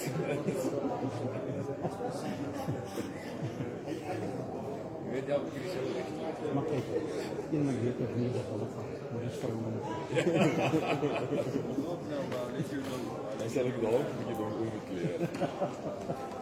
Ik zou komen op het al.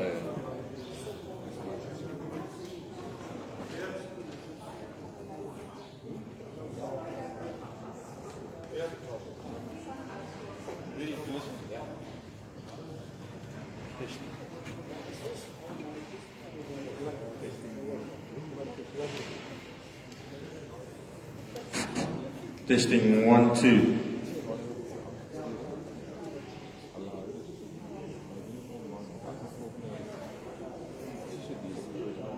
Testing 1, 2.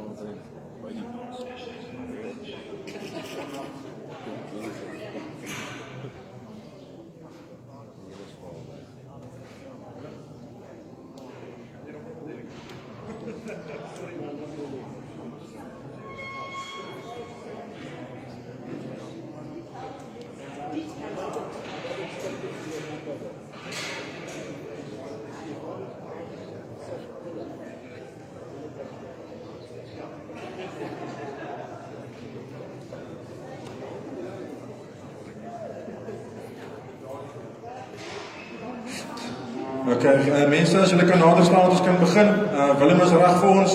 So kom ons neem ons plekke in, dat ons bietjie om die ring by mekaar kom. Willem wil graag die ding aan die gang kry, sodat hierdie dag se dinge tot 'n punt kan kom en ons ietsie kan leer. So kom ons gaan ons so 2 of 3 minute gee. As ons begin, as hulle nader kan staan, omdat daar by die kafeteria is, vat dit weg op skuld en kom sit hierso.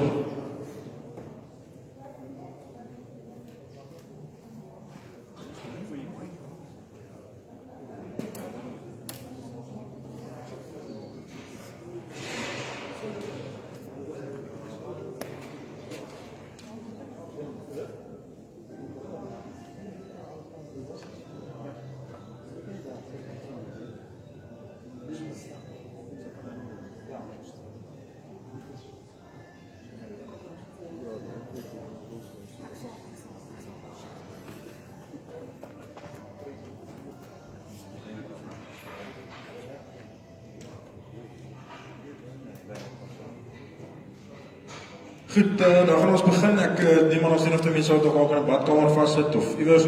Maar Willem, baie dankie vir jou tyd. Dankie vir Molatech wat dit ook moontlik maak om jou hier te wees. En dan weet ek meeste mense ken jou van jou Simbra en Simmental daar. En ek sien baie uit. Dan het hulle ook gesê as jy nie van daar af kan sien nie, hy wys nou ietsie kleins uit. Kom staan maar nader. Kyk net of so jy manne aanlyn kan mis. Maar ek staan 'n bietjie nader en kyk wat Willem wys, dat mense kan verstaan wat hy praat en dat mense regtig waarde het. Vandag het dalk nie ons spandeer die helfte van die dag hier en jy vat nie iets huis toe nie. Dankie Willem. Baie dankie Dennis. Baie dankie ook vir die uitnodiging. Dit is vir my altyd 'n voorreg en 'n eer om op te tree hier by die Simbra Beesteelsgenootskap vir die Simbra ras. Dit is 'n ras wat na in my hart lê. Dit is 'n ras wat my eintlik ontwikkel het. Dit is nie 'n ras wat ek help ontwikkel het nie, want toe ek by die genootskap destyds gekom het, het ek die Simbra al reeds so ontvang en die Simbra het my baie geleer in die lewe en ons leer nog steeds baie uit die Simbra uit. Baie interessante ras, sinteties ontwikkelde ras in Suid-Afrika. Maar ek dink wat hom bietjie verskillend maak van ander sintetiese rasse is hy's 'n bestuursvriendelike ras, nee. Hy's deur 'n wetenskaplik gefundeerde teelprogram daar gestel. Met ander woorde, die regte metodes is gevolg om hom op te teel. Maar dit is nie 'n ingewikkelde teelprogram nie, dit is 'n bestuursvriendelike teelprogram. En vir enige iemand wat met Simbra wil boer, jy moet dit regtig oorweeg, want dit gaan net jou kampstelsel vergemaklik, dit gaan jou bestuur vergemaklik op die einde van die dag. So, ons gaan vandag 'n bietjie gesels en ek het opdrag gekry om so 'n bietjie na keuring ook te verwys. Ek wil ook so 'n bietjie gesels waarna moet 'n mens kyk as 'n mens 'n teeldier aankoop of as jy 'n vers of 'n bil aankoop. Nou, ek wil aansluit by wat Matt vandag gesê het en ons moet dit altyd in die agterkop onthou. Visuele beoordeling of funksionele doeltreffendheid, as ons seleksie doen daarvolgens, dit speel 'n rol, ja, maar dit is nie die oorwegende, die grootste rolspeler nie. Die grootste rolspeler wanneer jy seleksie toepas, is prestasietoetsdata. So ons moet dit altyd onthou. En dit wat ons met die oog kan uitselekteer en dit wat ons met die oog kan raak sien, moet onder andere wees oor erflike gebreke, heel eers. Want ons wil nie met daardie eienskappe in ons kuddes begin lol nie, en dit moet nie verbeter binne in ons kuddes nie. So ek dink die belangrikste doel van visuele beoordeling is dan juis om daardie erflike gebreke te elimineer en uit te skakel. Nou waar begin 'n mens as 'n mens diere wil aankoop? Stap jy net eenvoudig by 'n veiling in, kyk wat is vir jou mooi en jy beel hom en jy koop hom? Nee, ek dink dit het tyd geword dat voor ons begin konsentreer op veilings en voor ons na veilings toe gaan en na skoue toe gaan, moet ons 'n ras wees en julle as lede moet onderling onder mekaar begin besoek. Reële toer, as jy nie self na 'n ander medeteeler toe wil ry nie en as jy diere wil gaan kyk nie. Reële toer onder mekaar, maar kom by mekaar uit. Hoekom sê ek jy moet by mekaar uitkom? Nie vir die onderskraging omdat jy 'n Simbra steelers is nie, ja, vir dit ook vir die samesyn, dis baie belangrik by enige ras, laat daar harmonie tussen die lede sal wees, maar onthou, dit gaan nie oor ons wat hier sit nie, dit gaan nie oor julle as lede soseer nie, dit gaan oor die bees daar buite, dit gaan oor die Simbra, en dit moet altyd heel eerste in ons agterkoppe wees. Die Simbra is waaroor dit gaan, nie oor mense nie. Maar as jy so 'n toer vat en jy gaan na jou medeteler toe, wat behels dit? Wat moet jy daardeur bereik? Jy moet 'n opsomming kry van in watter rigting beweeg hierdie persoon met sy stoet en met sy kudde. Hou ek van dit wat ek sien? Hou ek daarvan? Of hou ek nie daarvan? Wat se doelwit pas hierdie teler toe? Stem ek daarmee saam? Hou ek daarvan? Of hou ek nie daarvan? Dit is baie belangrik. En wanneer jy dan wegry by so 'n teler en jy hou van wat jy sien, jy hou van die moederlyne, jy hou van die maternale ras wat jy voor jou sien, dan moet dit in jou agterkop wees, maar ek sal graag met sulke diere in my kudde wil begin teel en dit in my stoet begin inbring. Jy kan ook by 'n teler kom wat jy sê, nee, dit is nie my tipe wat ek wil gaan nie. Dit is nie my teeldoel waarvoor ek wil gaan nie. So, ek wil nie na hierdie persoon verder kyk of na sy teeling begin kyk. Dit is jou keuse. En onthou ons verskil, van plaas tot plaas, van stoetteler tot stoetteler van ons verskil. En dis 'n gesonde ding, daar moet variasie ook binne in die ras wees. Ons kan nie almal net op dieselfde dientjie voortgaan en dieselfde ertjiepytjies begin teel. Dit werk nie so nie. Variasie binne in 'n ras, selfs binne in 'n kudde 'n bietjie, is 'n gesonde ding. So, baie belangrik, begin mekaar besoek, reël onderling toere, sodat jy kan agterkom, waarvan hou jy of waarvan hou jy nie. Nou wil jy byvoorbeeld 'n bil vir jou gaan aankoop, en jy weet, jy was by Piet 'n jaar gelede met 'n toer, of jy het self soontoe gery, jy het gehou van sy vroulike diere, jy het gehou van sy teeling, nou kan jy begin konsentreer, jy kan bietjie begin spaai, soos wat ons op Facebook doen. Ons kan mekaar begin stalk, en daar het jy 'n kantoor, jy het 'n rasdirekteur, jy het personeel wat kan help. En as jy stambome wil aanvra, lipteelwaardes wil aanvra, dan is dit op jou beskikking. En dan kan jy begin 'n bietjie 'n studie maak van daai persoon se moederlyn. En jy kan sê, maar hier is daar 'n moederlyn. As jy na die ouma en na die ma gaan kyk, en jy kyk na die lipteelwaardes deurgangs, en jy kyk na die stamboom deurgangs, dan kan jy vir jouself sê, maar ek kan saam vragties waar graag 'n teelbil uit hierdie moederlyn uit wil hê, wat by my moet kom werk, en so my genetika aanvul. So, wanneer jy 'n teeldier aankoop, jy moet huiswerk doen. Jy moet maar 'n intense studie doen. En dit is wat jou onderskei van 'n kommersiële lid, 'n ou wat nie stoetteling doen. Want jy het die dag toe jy besluit dat jy wil stoetteling doen, het jy besluit, maar ek gaan so 'n bietjie ekstra moet doen. Ek sal so 'n bietjie ekstra moet insit wat my admin aanbetref. Ek sal so 'n bietjie ekstra moet insit wat my huiswerk aanbetref wat ek moet doen om vordering te maak. En onthou, hoekom is ons stoettelers? Om geld te maak? Ja, ons is daar om geld te maak. Dit gaan oor oorlewing vandag. Ons moet brood op die tafel sit. Maar primêr gaan dit oor veeverbetering. In Suidelike Afrika en in Afrika vir ons. Dit gaan oor veeverbetering. Jy het die dag toe jy besluit dat jy wil 'n stoetteler word, besluit, ek wil die veestapel van Suid-Afrika en Suidelike Afrika, wil ek verbeter, die genetika. Ons moet beter raak, want ons is so gebore, ons wil presteer, ons wil vooruitgaan, ons wil verbeter.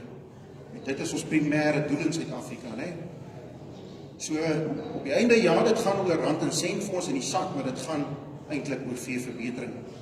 En daarvoor is die Simbra 'n fantastiese dier om mee te boer. Ons weet die prestasie van die Simbra, van die veld af, maar nie die prestasie van die veld af van ons moeders nie. Ons weet ook wat die ras vir ons kan doen in die voerkraalomstandighede. En dis 'n gesogte ras vir voerkrale mense, hulle verkies hom. Hulle verkies hom. En ons moet altyd dit in ons agterkop hou. Matt het gepraat van teelwaardes. Ek is 'n groot voorstander van teelwaardes. Julle moet dit gebruik. Wend dit aan. Net ter waarskuwing, kyk na die akkuraathede. Ek kom vandag nog by soveel veilings waar ek mense help en adviseer, en dan gaan kyk hulle na die teelwaarde en hulle staan hulle blind in die eerwaarde en hulle kyk nie na die akkuraatheid nie. En dan is die akkuraatheid van die teelwaarde 30 of 35%. Onthou, hy kan as hy 30 of 35% akkuraatheid het, nog enige kant toe gaan. So let asseblief daarop, ek sien dit elke dag gebeur, dat mense nie genoeg aandag aan die akkuraatheid van die teelwaardes gee nie. Goed, ons gaan nou 'n bietjie begin konsentreer dan op die oog, en ek wil hê, dat dit wat ek gaan noem, neem dit ter harte, maar dit wat ek vir u gaan noem in die bespreking, ek wil hê u moet teruggaan na u eie kudde toe, na u eie studiere toe, en dit in die agterkop bære, wat het Willem Volskenk gesê? Stem ek met hom saam, of stem ek nie met hom saam nie? Nou, ek wil nie hê altyd mense moet net die hele tyd saam met my stem, want dit is nie te sê ek is altyd reg. Ek het gesê, ons leer elke dag iets by, en dit is so, ons is nooit volleerd wanneer dit met beeste of diere kom. Om 'n voorbeeld vir julle te gee, toe ek as tegniese adviseur by die genootskap gekom het, is ek geleer om versies te keer op eierontwikkeling.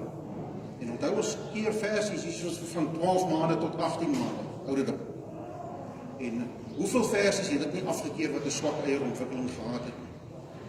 Totdat hulle uit Duitsland vir ons kom leer uit, en uit Europa vir ons kom leer uit navorsing wat hulle gedoen het, uit die melkery agtergrond uit, dat ons moenie na eierontwikkeling kyk nie, ons moet na speenontwikkeling kyk en speenplasing kyk. Ons kan nie op so 'n jong ouderdom na eierontwikkeling kyk, want hulle het toe agtergekom dat versies wat hulle op eierontwikkeling 'n baie swak klassifikasie gegee het, is die verse, baie van die verse het by hulle tweede en derde dragtigheid of derde laktasies uitgekom met van die beste eiers in Duitsland. So het ons baie goeie genetika, baie goeie genetika geëlimineer verkeerdelik. En dit kan dalk wees dat wat ons nou kwytraak hier sal oor 20 jaar verkeerd bewys gaan word. Maar ons moet probeer, want ons is as mens op die aarde gestel om te verbeter en ons beste vermoë te gebruik. So ek wil hê, jy moet asseblief aktief deelneem in die gesprek, stop my enige tyd, as jy nie saamstem nie, as jy 'n insetsels verlewer, en onthou ek het nou hier vir tieners ook gesê, hier's mense wat hier sit in die gehoor wat baie meer weet van 'n bees se funksionele doeltreffendheid en die visuele voorkoms. Manne wat al lank in die land is en wat ver pad met die ras kom. So dit maak dit moeilik vir my ook om vandag hier te staan en 'n bietjie kennis te deel. So ja, ek gaan toegee, hier's van julle wat meer weet oor 'n bees, maar oor een ding gaan ek nie toegee nie. Julle weet nie meer oor 'n vrou as wat ek weet. Sommige so ligter sake. Goed, kom ons bring die vroulike dier in, die koetjie, dan kyk ons bietjie na.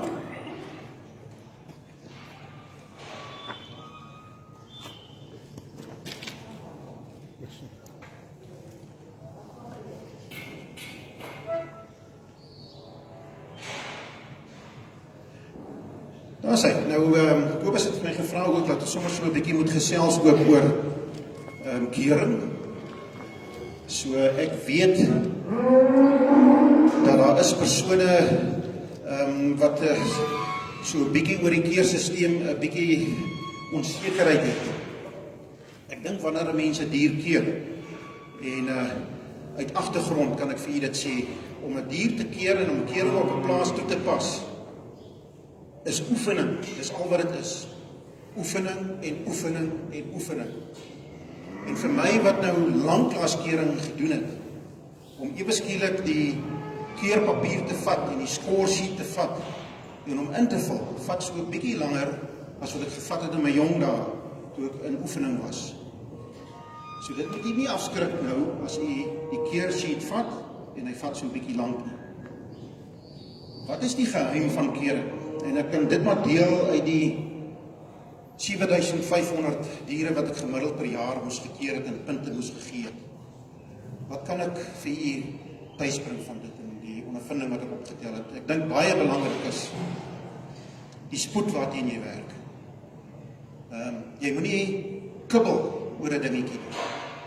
Jy moet nie lank dink oor 'n ding nie. En wanneer daardie dier alreeds ingestap kom na die neksker toe, moes jy alreeds na sy gesig gekyk het of daar 'n skewe neusbeen is, of die onderkaak lig is, Jy moes al reeds, voor hy nog in die neksker is, gekyk het of hy oogpigment het of nie, afhangend van die oë. Jy moes al reeds, of jy kon al reeds 'n opsomming van die haarkwaliteit gemaak het. So dis dinge wat jy al kan sien, voordat daai dier in die neksker is.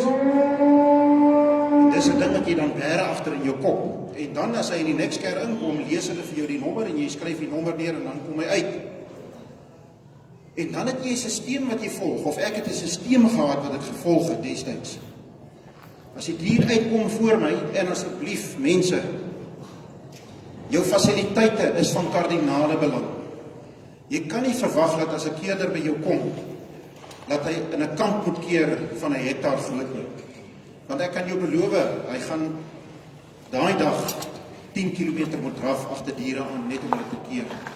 So jou fasiliteite moet reg wees as jy keerder kom, sodat daai ouetjie nie sukkel nie, en dat hy nie tyd verkoos en tyd mors nie. Baie belangrik. Maar wanneer die dier dan uitkom met die neksker uit, dan som jy hom vinnig op. Ek het altyd 'n stelsel gehad, omdat ek mal was, meneer Masman het dit in my ingeprop en gepeper, jy begin by die fondasie. Jy begin by die wiele, by die bene, by die pote. Want dit help nie, daardie dier kan nie goed beweeg nie, al is hy op hoe goed, bo en al is die bespiering ook hoe goed. Want hy kan nie daai bespiering oordra as dit 'n bil is. Kan hy nie die bespiering oordra op sy nageslag as hy nie kan loop of sy koeie dek. En onthou daar in Namibië het hulle navorsing gedoen, 'n student, wat hy bepaal het dat 'n bil loop 7,2 km per dag agter sy koeikudde aan van 30 net om hulle te dek. Dan het hy nog nie self vir hom voedsel ingeneem vir sy eie onderhoud nie. So, om 7,2 km per dag te loop net om koeie te dek, en dan op sy agterbene sy hele gewig te gaan staan. Dit beteken, die loopvermoë, sy bene, sy strukturele korrektheid by sy fondasie moet reg wees. So ek het altyd begin, heel voor ek het deurgehardloop. In 'n oogwink het ek gesien die voorbene. Draai dit uit, is daar pigeon toe, is daar X-benigheid, is daar bakbene, en ek het na die kootgewrigte gekyk. Dan het ek agtertoe gegaan na die agterbene en ek het gekyk, beweeg sy gemaklik, trap sy in die spoor voor, hoe is die kootgewrigte, hoe is die kloue, is daar defekte by die kloue, hoe lyk die hake, hoe beweeg sy. En dit was in 'n oogwink, in een swenk het ek dit weet, en dan het oorgegaan, en ek het na die produksieorgane gekyk, na die kruis, na die kopkry, na die kapasiteit, en ek het dit so opgesom, en ek het na die kop toe gegaan, na die oogbanke toe. Ek het van die kant af gekyk, is hierdie onderkaart dalk 'n bietjie kort, of is hy 'n overshot lower jaw, te lank? En as ek enige vermoede gehad het oor die onderkaart, het ek daai dier teruggebring in die neksker, en ek het gesê, bring hom in. Ons kom vasgeknyp, en ek het die neus gevat, opgetel, en gekyk of die ondertande sny op die kussing, en of het reg sny op die kussing, of hy nie kort sny nie, en of hy nie te lank sny of oorsny nie. Dit het baie vinnig gebeur. Dit wat ek nou bespreek het vir jy in 4 minute, daai opsomming het ek absoluut in, ek wil sê, 10 sekondes gedoen. So ek kon basies, na 10 sekondes my rug draai op 'n dier, en ek kon daar begin punt, sonder om weer na te kyk, want ek het klaar die prentjie agter my kop gehad. En ek dink dit is waar baie mense beswaar het, as hulle nou die score sheet sien van die Simbra, dan ek hulle nie, hierdie ding is te lank, hy's te omsamehangend, hy's nie reg nie, dit vat vir my te lank.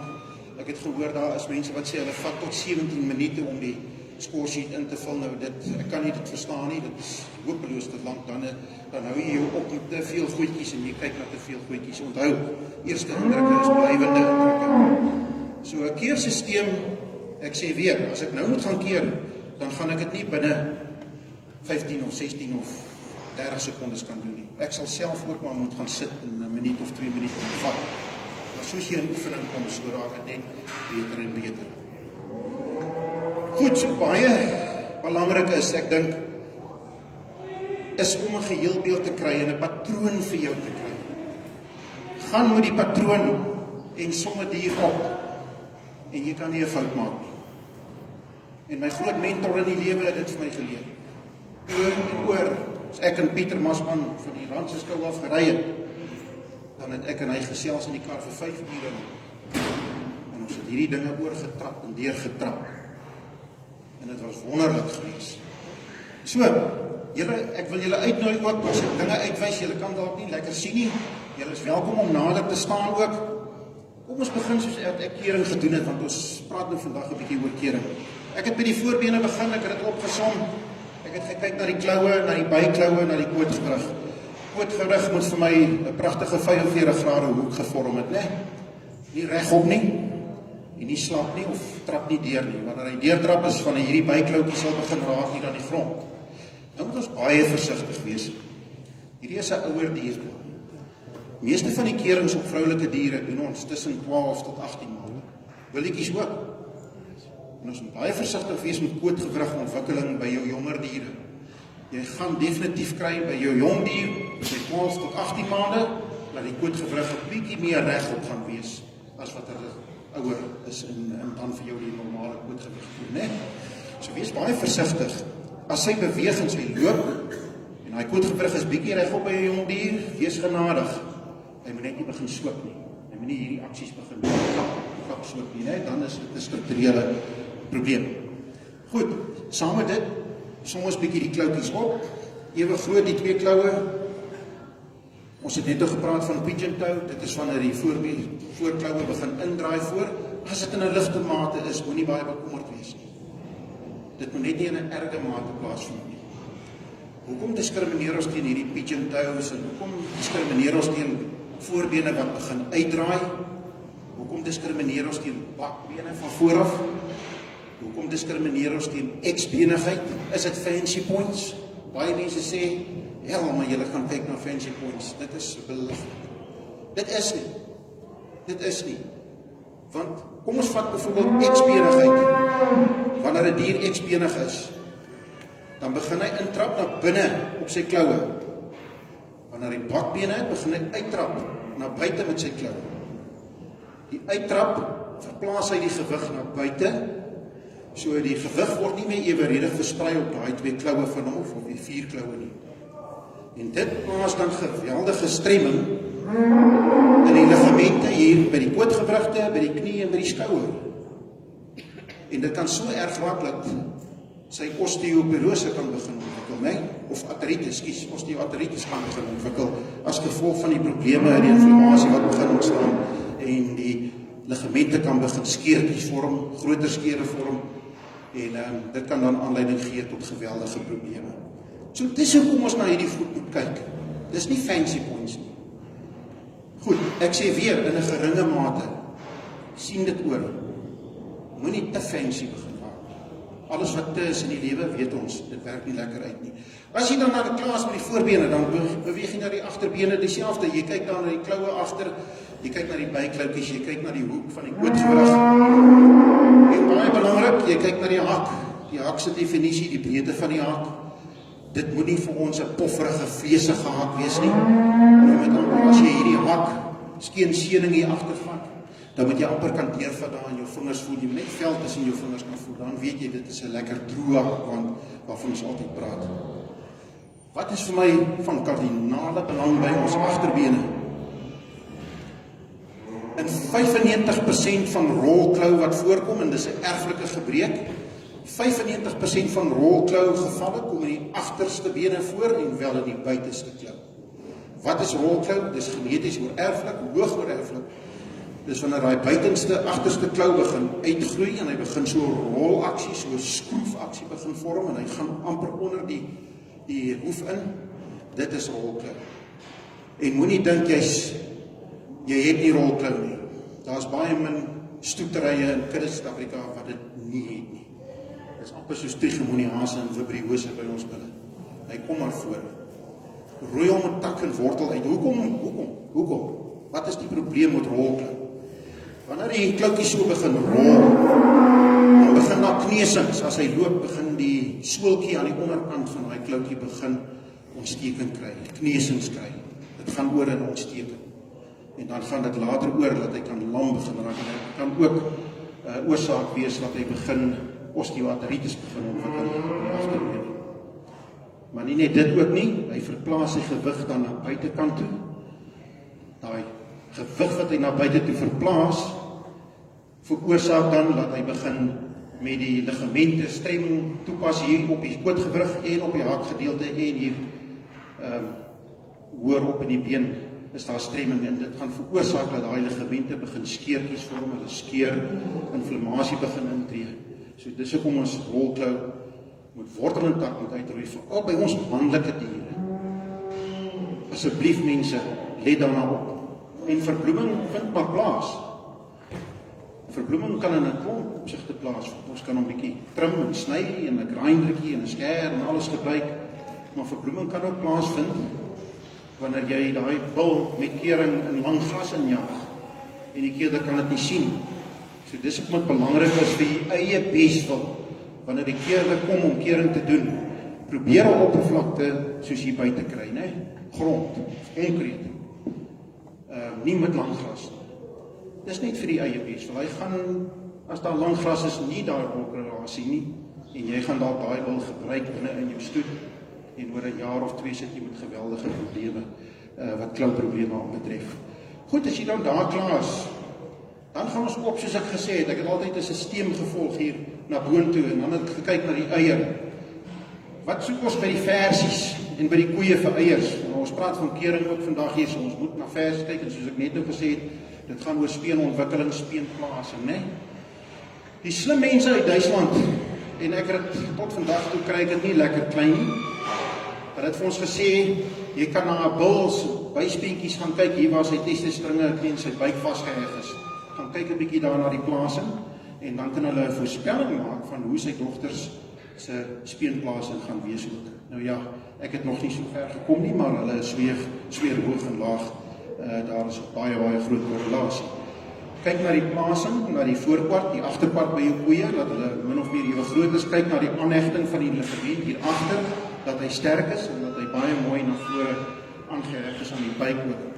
Nou ons is nie eierkenners nie. En by hoeveel skoue kry ons beoordelaars nie pak slaag omdat hy nie 'n eier ken nie. Maar dan wil daai spesifieke persoon wat vir die beoordelaar pak slaag gee, wil hy moet 'n eier ken soos by ons melkras. Ons is nie 'n melkras nie, ons is 'n vleisras. Medium raam vleisras. So vergewe maar jou beoordelaar as hy nie 'n suiwer eier jou Simbra kan kry of eie nie. Wanneer ons klaar is by die eier en die aanhegting, sy sagte hare op die eier. Hier kan ons sien die pragtige haartjies op die eier. Geen grove kroes, krul, wollerige hare op die eier nie. En dit is maar, daar is 'n korrelasie tussen hierdie wollerige kroes, krulle hare op die eier en vrugbaarheid. Daar is 'n korrelasie dat seker vroulike diere wel meer onvrugbaarheid vir ons wys. Dan kom ons hier na die geslagsdele toe, die geslagsorgane. Dit is 'n ding wat ons verskriklik baie oorsien. En ek dink dis omdat dit bedek word hierdie sterk dat ons dit mis. Maar mense, julle sal verbaas wees oor hoeveel van ons vroulike diere het kleiner geslagsorgane wat nie reg is nie. En jy moet dit maar vroegtydig identifiseer as hulle al so klein is en haal haar uit. Later dan gaan jy sien sy raak nie dragtig nie of so. Jy sit 2 jaar, 3 jaar met daai koei. En dan kom jy agter, sy gaan nie vir jou kalf gee nie, en dan eers as jy mooi gaan kyk, dan sien jy maar, die geslagsdele is baie klein ontwikkel, en nie soos wat het moes gewees nie. Dan kom jy daai diertjie al by speen ouderdom uitgeskot het, né? So sy was net 'n saamleier die hele tyd. Dan kom ons by die kruis, baie belangrik, by die vroulike dier. Die kruis, heebeen hier, ek gaan so staan aan hierdie kant, heebeen, draaibeen, en die sitbene hier agter. Dit vorm die kruis. Of die pelvis, soos wat ons altyd ook sê, né? Nou, lengte van die pelvis, dit som jy sommer dadelik op. Is die lengte van heup na sitbeen, van heup na sitbeen lank genoeg? Ons soek nie kort kruise nie. Is daar genoeg val in die kruis? Van heup na sitbeen, is daar 'n engel, 'n hoek van 24 grade, min of meer. Ons wil graag hê hy moet afwaarts val van heup na sitbeen. Wat vir my baie belangrik is, meer as belangriker as die val in die kruis, is die breedte tussen sitbene as ons van agteraf kyk. Ons soek nie 2 sitbene wat baie na aan mekaar sit nie, of wat knyp. Net so, soek ons nie die heupbene wat nou is nie. Ons soek goeie breedte deurgangs as ons van bo af kyk en van agter af kyk hier deur die heupbene, deur die draaibene en die sitbene. Nou daar's baie studies gedoen wat mense gesê het, hulle beweer dat 'n plat kruis, met ander woorde van heup na sit, vorm hierdie pelvis 'n plat kruis, hy het nie val nie. Nou daar is studies gedoen veral in Amerika, wat hulle beweer het dat 'n plat kruis by 'n vleisras gee vir jou meer kalwingsprobleme. Dan is daar studies wat die teendeel bewys het, gesê nee, dit is nie so nie. So ek wil sê, wat van meer belang is die binnenmate en die lengte van die pelvis of die kruis. Kom ons kyk eerder na die breedte hier tussen die heupbene, die breedte tussen die draaibene en die breedte tussen die sitbeen. Daai binnenmate van die kruis, baie belangrik. Ons het 'n student gehad toe ek in 1998, waarmee ek saam gery het deur die hele Suid-Afrika. En hy het so 'n hidroliese metertjie gehad en ons het hier agterin gegaan en ons het die mates gemeet van pelvisse vorentoe, ondertoe, na die kante toe. En hy het teruggegaan en die data getrek van daai spesifieke koeie van hoe gee hulle, wat is hulle gemak van kalf? Kalf hulle swaar, kalf hulle maklik. En hy's weg met die data en hy het verdwyn. Ongelukkig. So ek wens ons kon vandag net dat hy daai studie voltooi het en vir ons die data beskikbaar gestel het.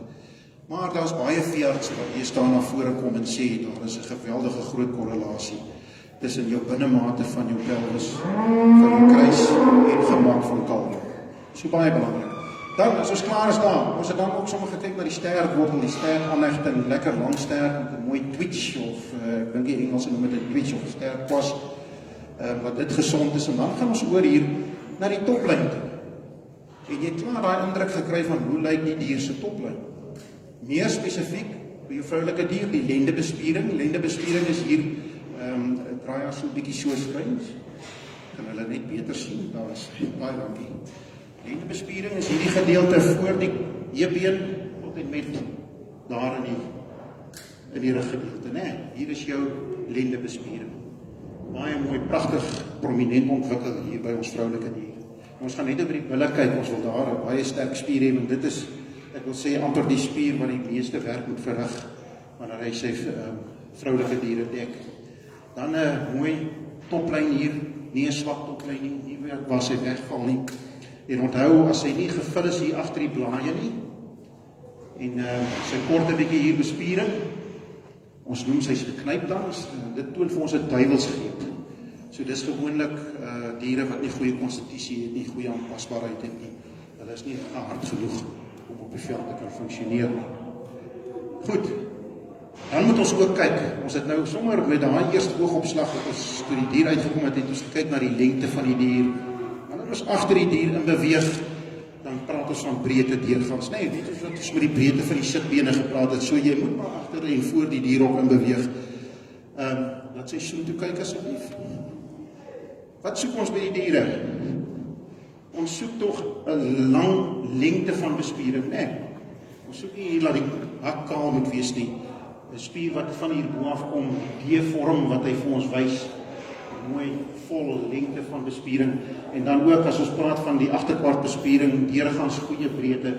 Nou daar is mense wat sê ons moenie by ons vroulike diere praat van bespiering nie. Net soos wat ons by 'n mevrou Suid-Afrika nie kan sê sy is mooi bespierd nie. So sê hulle moet ons nie by ons vroulike diere praat nie. Maar onthou nou, 'n mevrou Suid-Afrika teel nie vir bespiering. Sy teel om mooi te lyk vir mans. Hierdie ouetjie teel vir bespiering, maar dis waar die hand in die sent lê. So ek voel ons moet tog 'n mate van goeie bespiering by ons vroulike diere hê, en wel hier in die buiteduie, en as ons na die binnekant toe gaan, die binneduie moet goed gevul wees. Ons moet tog 'n mate van bespiering daar hê. Ons is nie 'n melkras nie. So ek is maar 'n voorstander om te sê, ja, nie te veel praat van bespiering daar. Maar ons moet 'n mate van bespiering tog maar hê by ons vleisras vroulike diere. Goed, dan gaan ons na die skouergedeelte toe hier. Nie prominent nie. Hier is 'n baie mooi skouer, né? Nie soos by die bil ontwikkel nie, wat bespiering aan betref nie.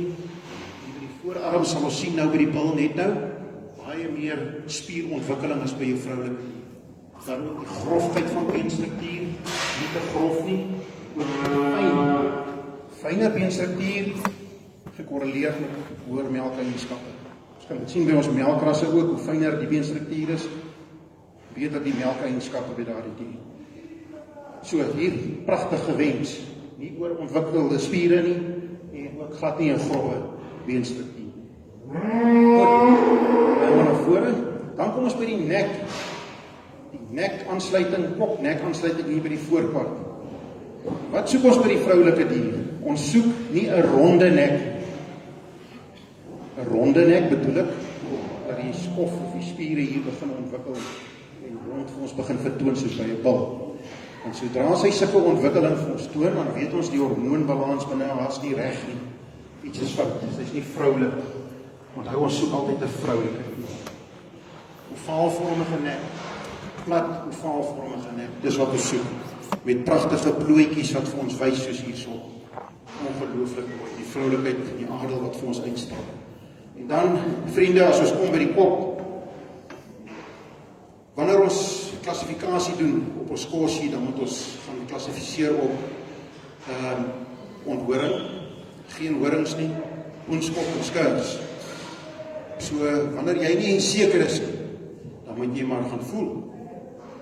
En ek kan voel, hier is nie skurs nie, en hier was ook nie gebrand.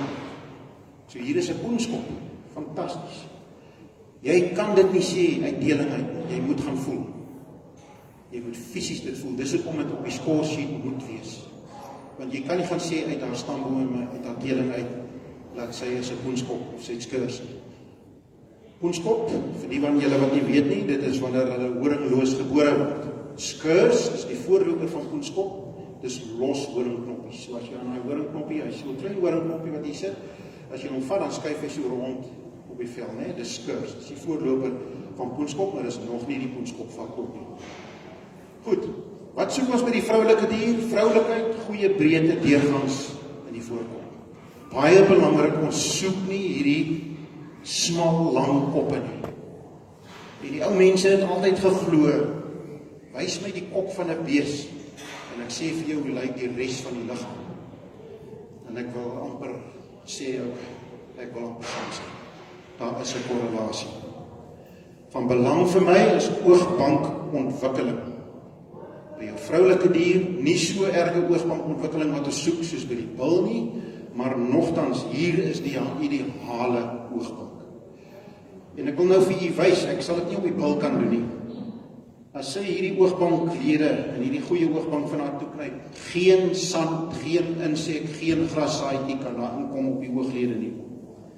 En ek het met my eie oog waargeneem, daar by Halmeringshuizen, Dietelim, jy sal weet, in die suidoos weer in 'n sandstorm, hoe die beeste hulle oë so toegemaak het, dat geen sand kan penetreer nie. En onthou, grassaadjies gaan hier in op die oog, en hy begin 'n irritasie veroorsaak, net so insekte wat daar kan steek, soos blinde vliee, daar begin die irritasie en gaan oor na erger oogprobleme, né? Hier kan ons sien, hierdie diere pragtige ooglidpigmentasie, bruin. So ons klassifiseer ons vroulike diere, dis nie 'n vereiste dat ons vroulike diere pigment moet hê nie. Verkieslik ja, maar dis nie 'n vereiste nie. By ons bulle wel, daar moet ons pigmentasie hê, meer as 50% per ooglid met pigmentasie. So dit help nie die een oog by die bil is 100% gepigmenteerd, die ander een is pink, dan is hy af. Elke oog moet 'n minimum van 50% ooglid pigmentasie by die bil vir ons wys. Goed, so pragtige, lang neusbeen, en soos ek sê, soveel mense slaan oor 'n skewe neusbeen of 'n skewe neusbeen. So kyk maar, as hy, kering is 'n werk. Kering is 'n werk. 'n Keerder wat op 'n stoel sit en keer, dit gaan nie af nie. 'n Keerder, as hy by jou kering moet beweeg, hy moet loop. Hy moet vragtig swaar, as hy hier inkom, moet hy voor die skerm gaan staan, hy moet hom kyk. En dan moet hy wegbeweeg. En as hy hier uitkom, dan moet hy agter hom aanloop. Hy moet hom van die kant af sien en moet hom vooraf sien. Daai ding van op 'n stoel sit en keer, dit werk nie. Net as 'n alternatief vir jou aangebied word, dan kan jy op 'n stoel gaan sit. Goed, wat is belangrik hierso, as ons hier na die onderkaak begin kyk en op die onderbek begin kyk, ons soek 'n sterk, breë onderkaak, sterk, breë bek onder, né? soos ek net nou ook genoem het, 'n bek wat nie te kort sny nie, as die onderste tande agter die kussen hoe sny ons te kort, maar ons moet ook kyk na 'n ligte onderbek, ligte onderkant, dit is kwalifikasie, né? Baie belangrik. Van vooraf ook baie belangrik dan by ons vroulike diere is die brisket gedeelte of die borsgedeelte nie te veel vetaanpakking vir ons wys nie. En as voedingkundige kan ek vir u beloof, die ondervinding wat ons opgedoen het oor die jare is, wanneer jou jong diertjies te goed na gekyk word, sy eienaar is te goed vir hom en hy gee vir hom te veel voedsel en te verkeerde voedsel en kragvoeder van 'n klein ouderdom af en hier begin 'n brisket vorm en vetaanpakking oormatig gebeur, dan kan jy maar beloof, sy gaan vrugbaarheidsprobleme optel. So moenie ons diere te vroeg begin te veel kragvoer gee. Dit is waar die skousisteem dalk 'n bietjie gaan verskil. Onthou, die skousisteem is daar om ons ras te adverteer. So ons wil nie graag as hulle in die skouring inkom 'n dier hê wat in 'n swak kondisie is of nie in 'n goeie kondisie is nie. Veilingsdiere ook. Hoeveel keer het ons nie al oor hierdie ding geargumenteer nie, dat ons wil ons bulle nie so vet voer vir veilings nie. Maar dan doen ons dit, en dan kom daai bil in en kyk niemand na hom. Almal soek maar 'n goed gevoerde, goeie kondisie bil. 3,5 of 4 uit 5. Want dit is tog maar ook die advertensie en die trots van die persoon wat hom koop. Hy koop 'n mooi bil. Net soos wat ons 'n Mercedes-Benz gaan koop in die garage. Ons soek nie 'n Mercedes-Benz as hy daar staan op die vertoon vloer in die lokaal wat volmodder is. Hy moet mooi blink. Hy moet mooi.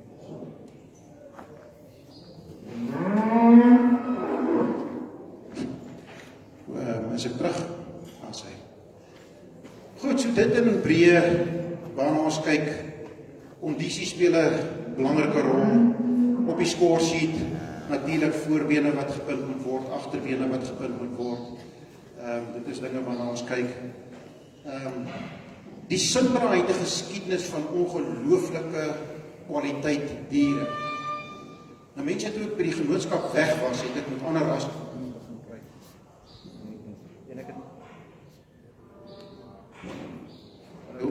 En ek het met ander rasse begin werk, selfs ander rasse begin beoordeel op kleiner skoue ook, toe hulle my gevra het. En ek kan vir julle beloof, die Simbra het minimaal beenprobleme, klauprobleme. As 'n mens kyk en dit vergelyk teenoor ander rasse, en die enigste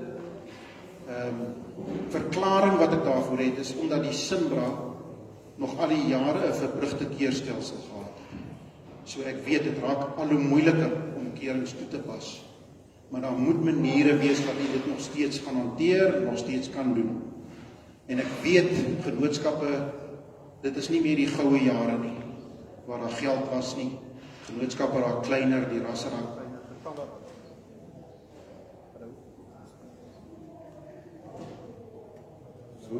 Daar sê ek is terug. Getalle raak kleiner. So die finansies is nie altyd daar nie, maar daar is ander maniere om dit te oorkom.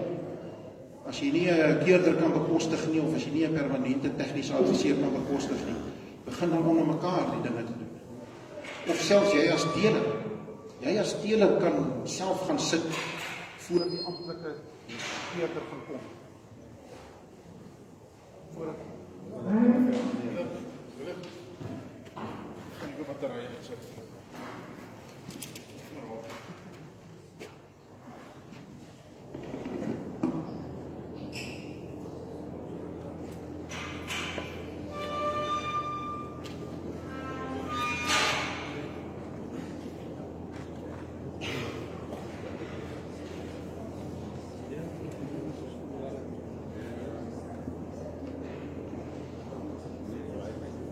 Hallo.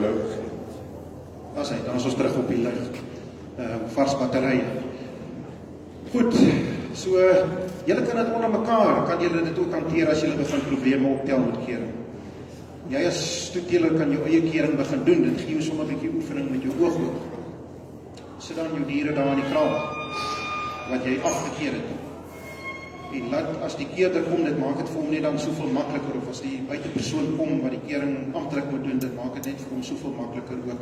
Dan gaan kyk hy na jou afgekeerdes en hy stem saam of hy stem nie saam nie. En ek meen, so kan 'n mens in elk geval ook die keurstelsel 'n baie suksesvolle stelsel laat hardloop.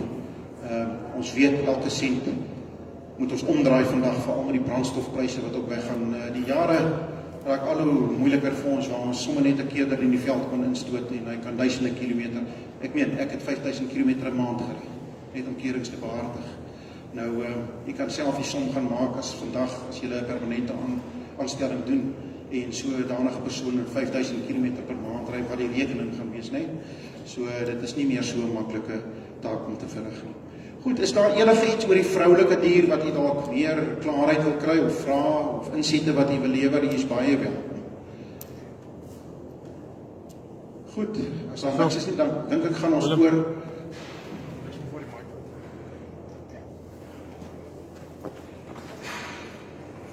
Ek wil weet, hoekom is die pigmentasie by die koeie nie so belangrik soos by die bulle?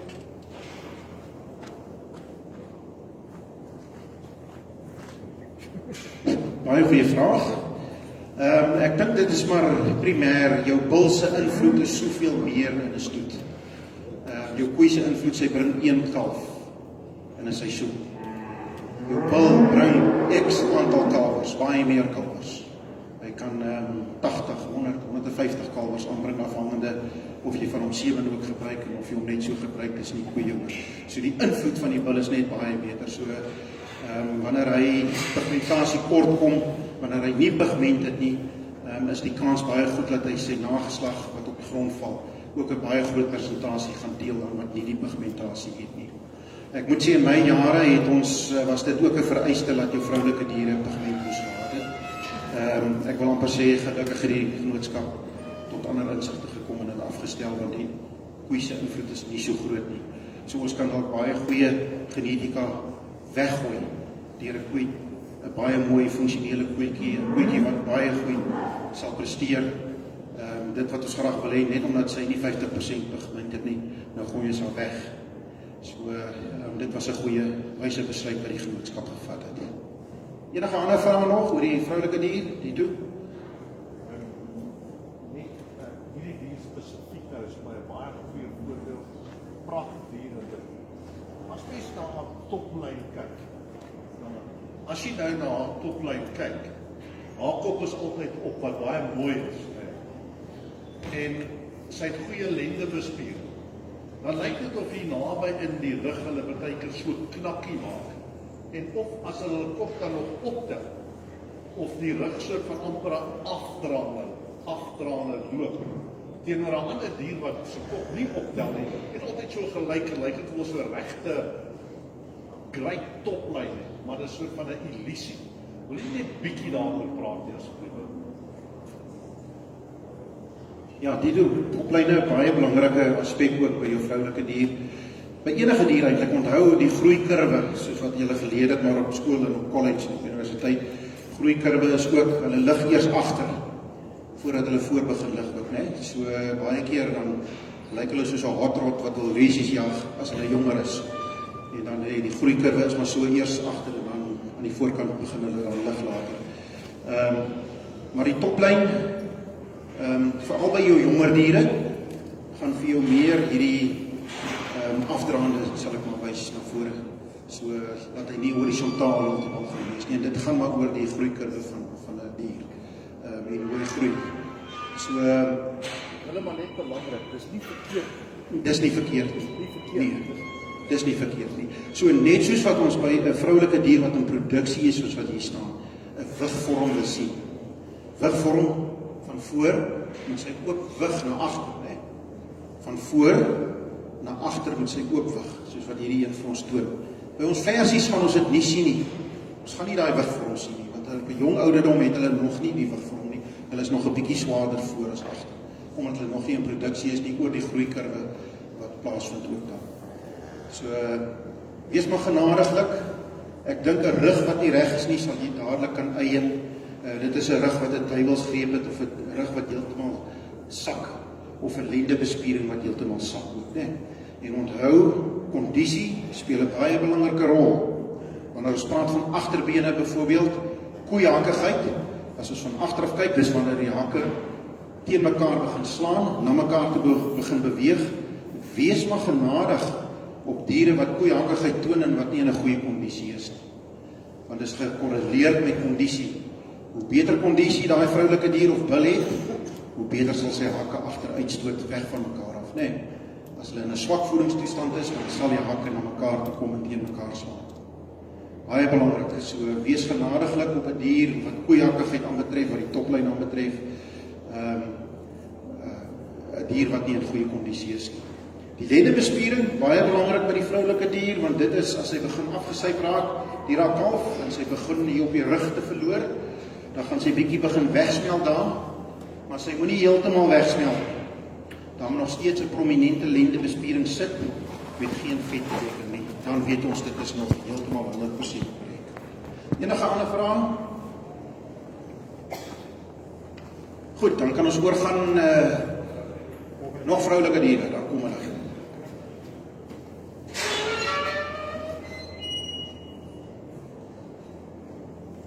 Hulle wil die kalfies aan. Kalfie. Swyk.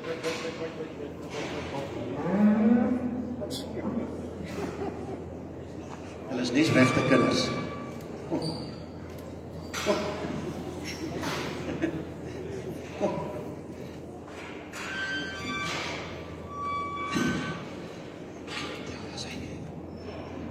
Waar gaan hy nou? Soos kinders wat 'n tantrum gooi.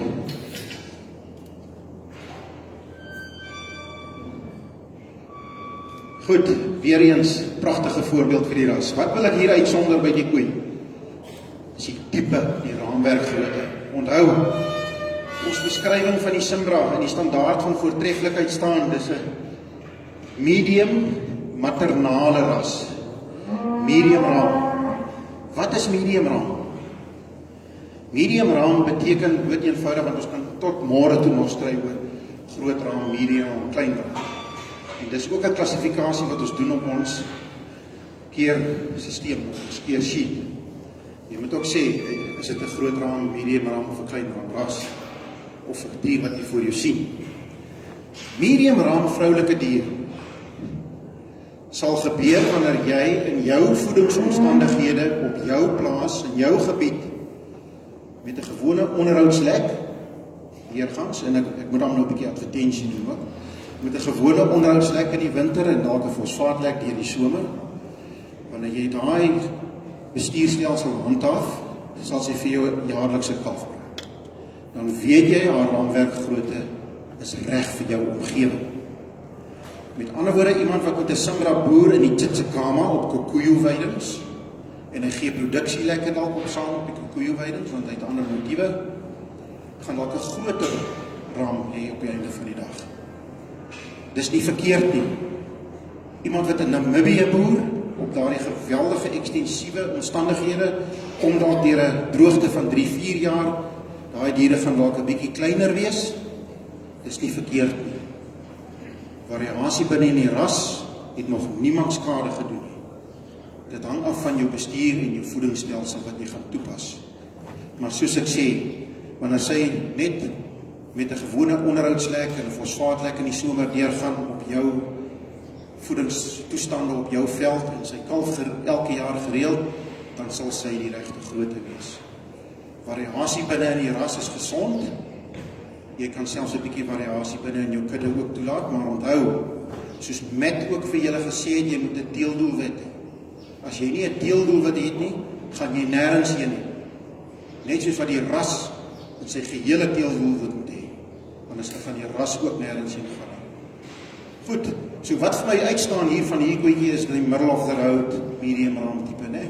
Dit is 'n koetjie wat sal gedei op die ekstensiewe omstandighede op die veld daar buite. Sy sal wat kan bring en sy sal genoeg produksie hê om in haar kalf in te sit en 'n goeie speenkalf daar op die einde van die dag vir ons te sorg. Met het gepraat van blipteelwaardes en hy het ook gesê 'n baie belangrike ding wat ek ook wil beklemtoon, wat hy gesê het is, moenie gaan vir uiterstes nie. En wanneer ons net nou by die bil kom, dan gaan ek vir u wys. Baie keer dan kry 'n mens van 'n persoon wat sê, ek het 'n probleem in my kudde met 'n sekere eienskap. Soek vir my 'n bil wat daai probleem gaan opklaar. Maar ons gaan net nou daaroor gesels. Hoe moet ons te werk gaan om die probleem aan te spreek? Goed. Weer, bene is gesond. Ek het klaar daar deur gegaan. Ek kan my rug op haar draai en ek kan haar 'n punt gee. Ek het haar klaar gesien in my gedagtes. Sy's geboekies. Enige vrae oor hierdie vroulike dier voor ons na die bulle toe oorbeweeg? Right.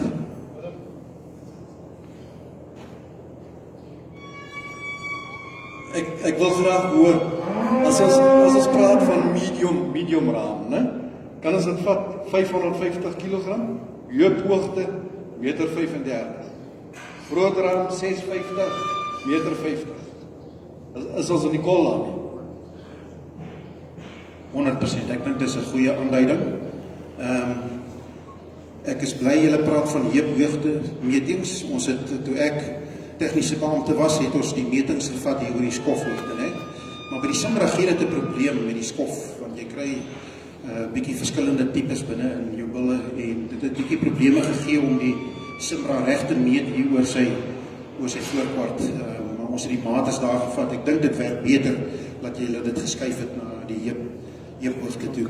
Maar heeltemal reg, ek sal ook saamstem 550 medium opgaan hier na 650, 600 toe.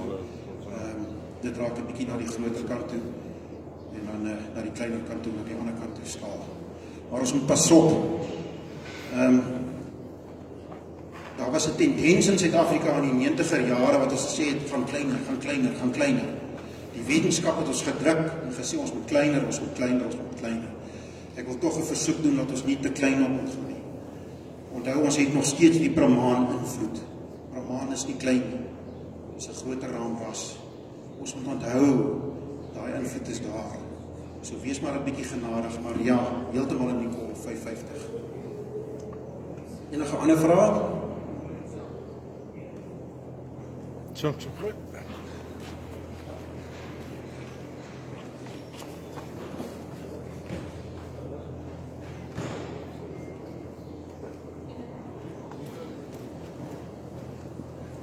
Willem, can I talk English? Otherwise we could be here a while. The top line on the two young females we've looked at, they are different. And you spoke about something about the growth curve of the two, but they're the same age, but they are very different. Can you just elaborate a bit on it?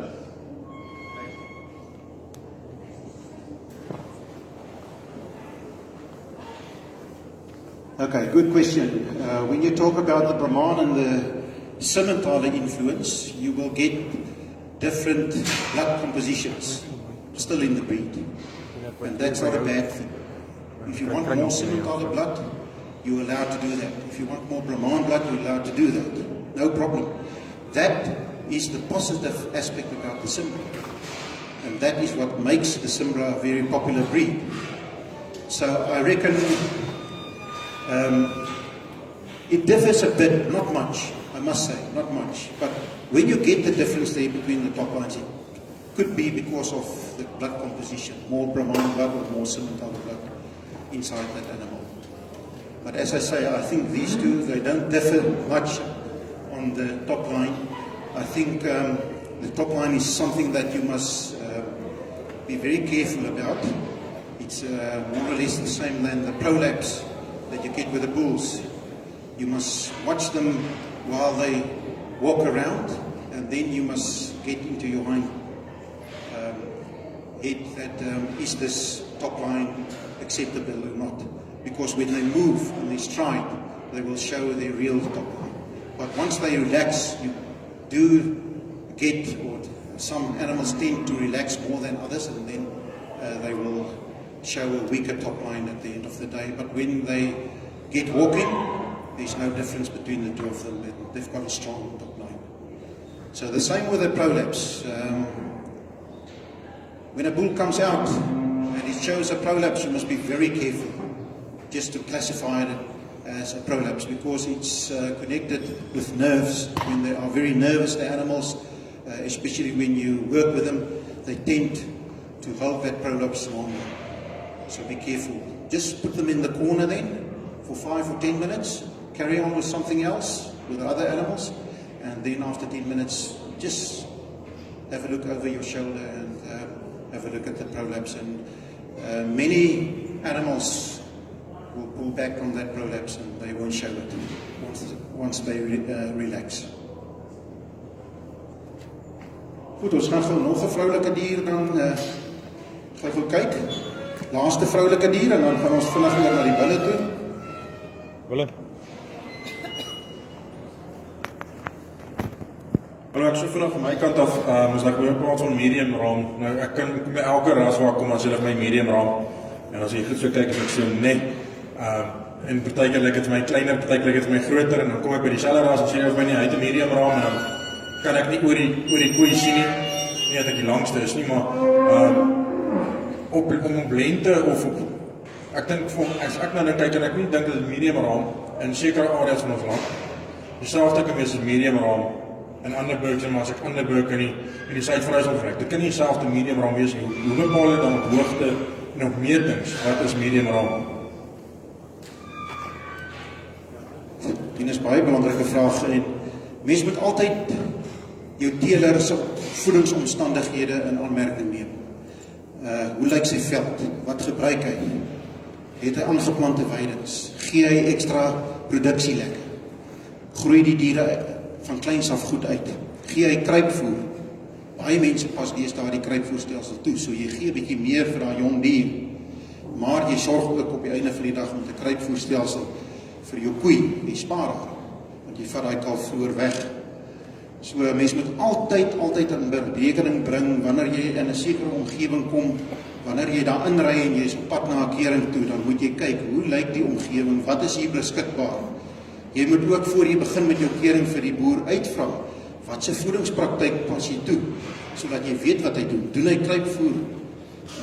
Het hy aangeplante weidings? Gee hy produksielekke? Want daardie diere sal beter uitgroei, hulle sal 'n groter raamtipe toon. Maar geneties is hulle presies dieselfde as 'n diertjie in Namibië wat op ekstensiewe droogteveld groot word en wat kleiner is. So mens moet baie versigtig wees. Daar's nie 'n sekere mate aan dit gekoppel nie. So mens moet baie versigtig wees om te sê 135 of 150 cm is 'n medium raamgrootte. Dit hang alles af van waar jy boer en hoe jy boer en jou bestuurspraktyke wat jy toepas. So ja, die groottes gaan verskil, raamwerkgroottes gaan verskil. In 'n sekere area gaan 'n medium raam 'n bietjie groter wees, in 'n area gaan 'n medium raam 'n bietjie kleiner wees, afhangend van jou voedingsomstandighede. So dit is nogal 'n konsep wat baie moeilik verstaanbaar is vir baie mense. Hulle kan dit nie klein kry, wat is 'n medium raam en 'n groot raam en 'n klein raam nie, want dit is 'n moeilike konsep, jy moet dit koppel aan die voedingsomstandighede. Hier het ons 'n droë koetjie. Ons kan sien sy's bietjie meer ronder, soos ons sê, né?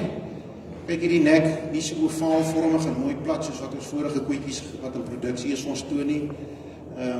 As ons hier gaan, ons kan sien omdat sy droog is, sy begin ook bietjie meer na die vetontpakking wys. Maar niks verkeerd nie. Sy toon vir ons nog steeds die hoefyster hier, sy's net in 'n goeie voedingstoestand, baie goeie voedingstoestand.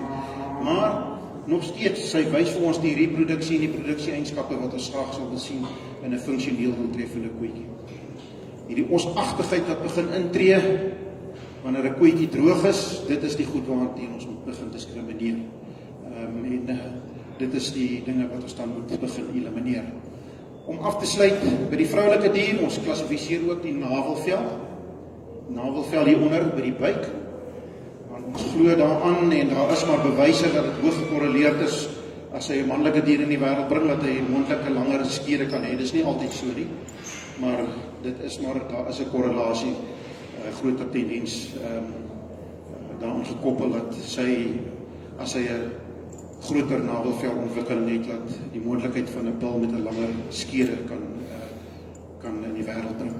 So ons klassifiseer ook die navelvel. Hierdie navelvel nog heeltemal gesond. Ons moenie oorsensitief oor dit raak nie. Ons moet onthou daar is 2 rasse betrokke by.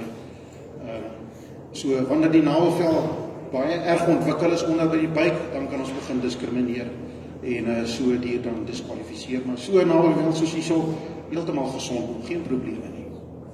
Goed, enige vraag oor hierdie vroulike dier?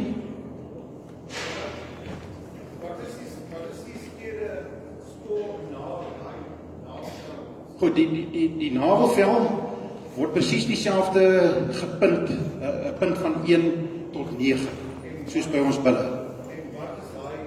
Hierdie een, die fisiese ene hierso, haar navelvel sal ek 'n punt gee van so 6 uit 9. 6, 7 uit 9. Die navelvelle waarteen ons diskrimineer is so 'n punt van 1, 2, 3 en 4. Daar gaan ons teen hulle diskrimineer en dan raak hulle te lank. Van 'n 5, 6, 7, 8, 9 heeltemal in orde, geen probleem nie.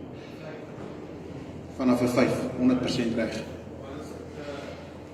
As dit bil is, ons gaan nou oor die stede, ek praat oor die bil as hy aankom, oor die punting. Enige vrae nog hier by die vroulike dier? Is julle reg?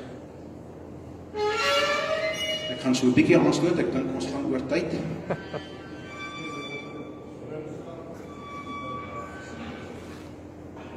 Wel ek sê, ja, ek het nou, baie mense sê vir my baie goed, en ek vat my alles tot net die sout op, en anders slinger as die volgende een.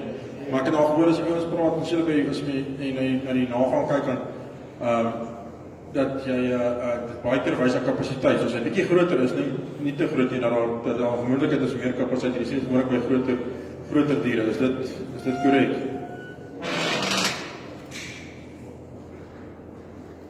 Ja, daar kan definitief 'n korrelasie wees tussen die groter kapasiteit.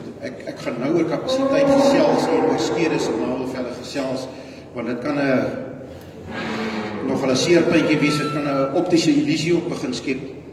Kom ons gesels, kom ons begin sommer as ons na die bil kyk. Kom ons begin sommer daar by die skede ontwikkeling, né? En die skede wat ons daar sien.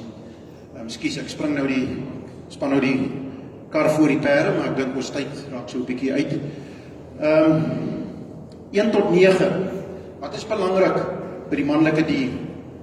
Ek dink baie belangrik is die hoek waarteen die skede aangeheg is. Ons wil graag so 'n 45 grade hoek hê waar die skede aangeheg is. As jy praat van die buik, né? 45, hierdie een is pragtig, 45 grade.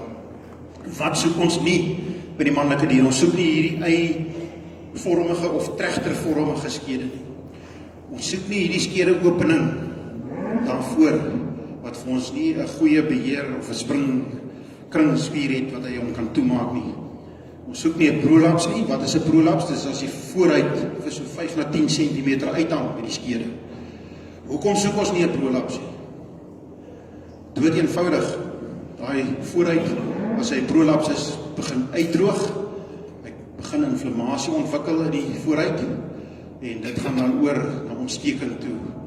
Hoekom soek ons ook nie 'n ei-vormige of 'n trechtervormige skede wat ver afhang nie? Want die skede, en luister baie mooi, die skede is die enkele orgaan of eienskap binne 'n ras wat verantwoordelik is vir die meeste onvrugbaarheid. Skedeprobleme. Verantwoordelik vir die meeste onvrugbaarheid in 'n ras. So ons skedes moet reg wees.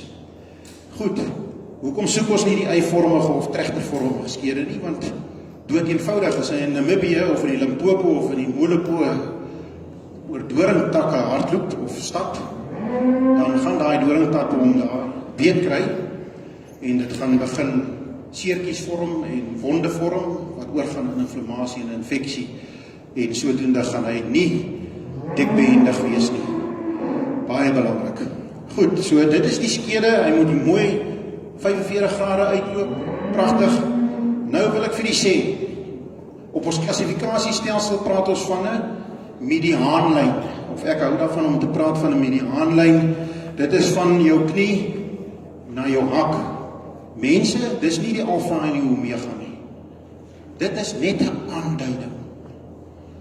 Want die mediaanlyn is 'n lyn wat kan wissel.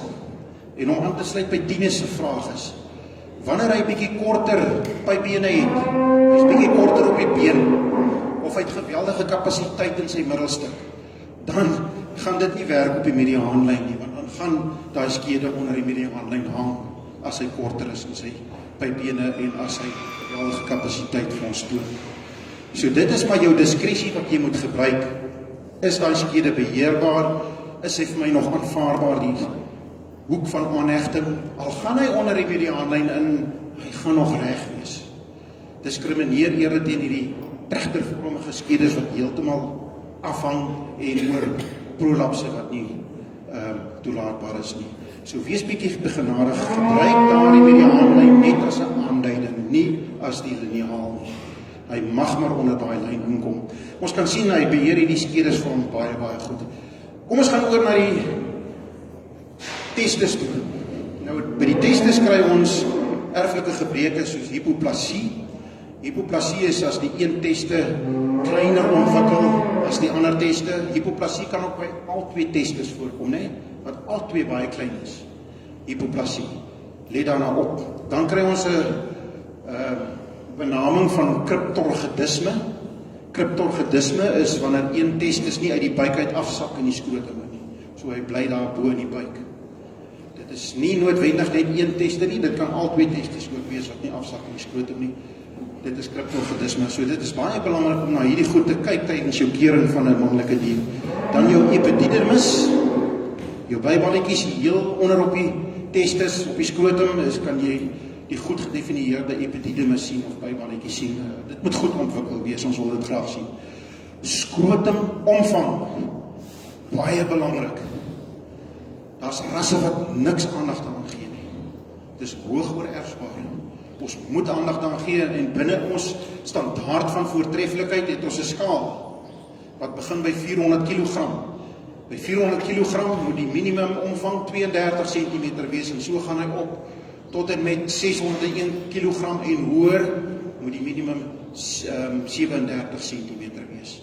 En daar's baie van ons manlike diere wat nie daaraan voldoen nie. Ons moet maar daarna oplet dat daar, soos wat Matt ook vir julle gesê het, goeie skrotumomvang is gekorreleerd met vrugbaarheid.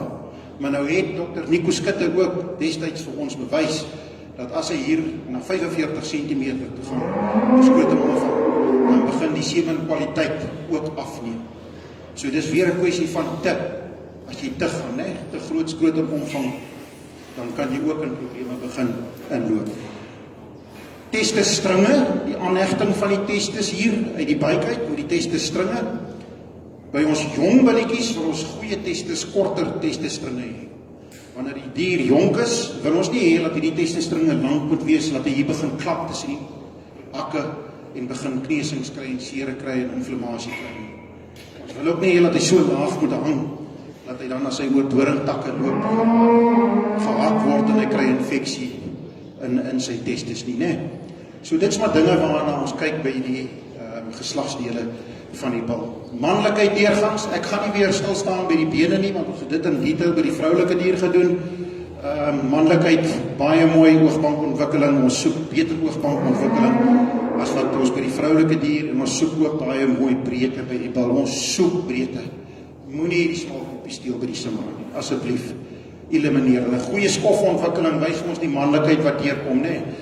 Baie mooi bespiering op die voorarm, as jy dit nou vergelyk met die vroulike dier se bespiering, dan kan jy die verskil sien, hierdie bespiering hier, baie beter ontwikkel as by die vroulike dier, die skouer ook.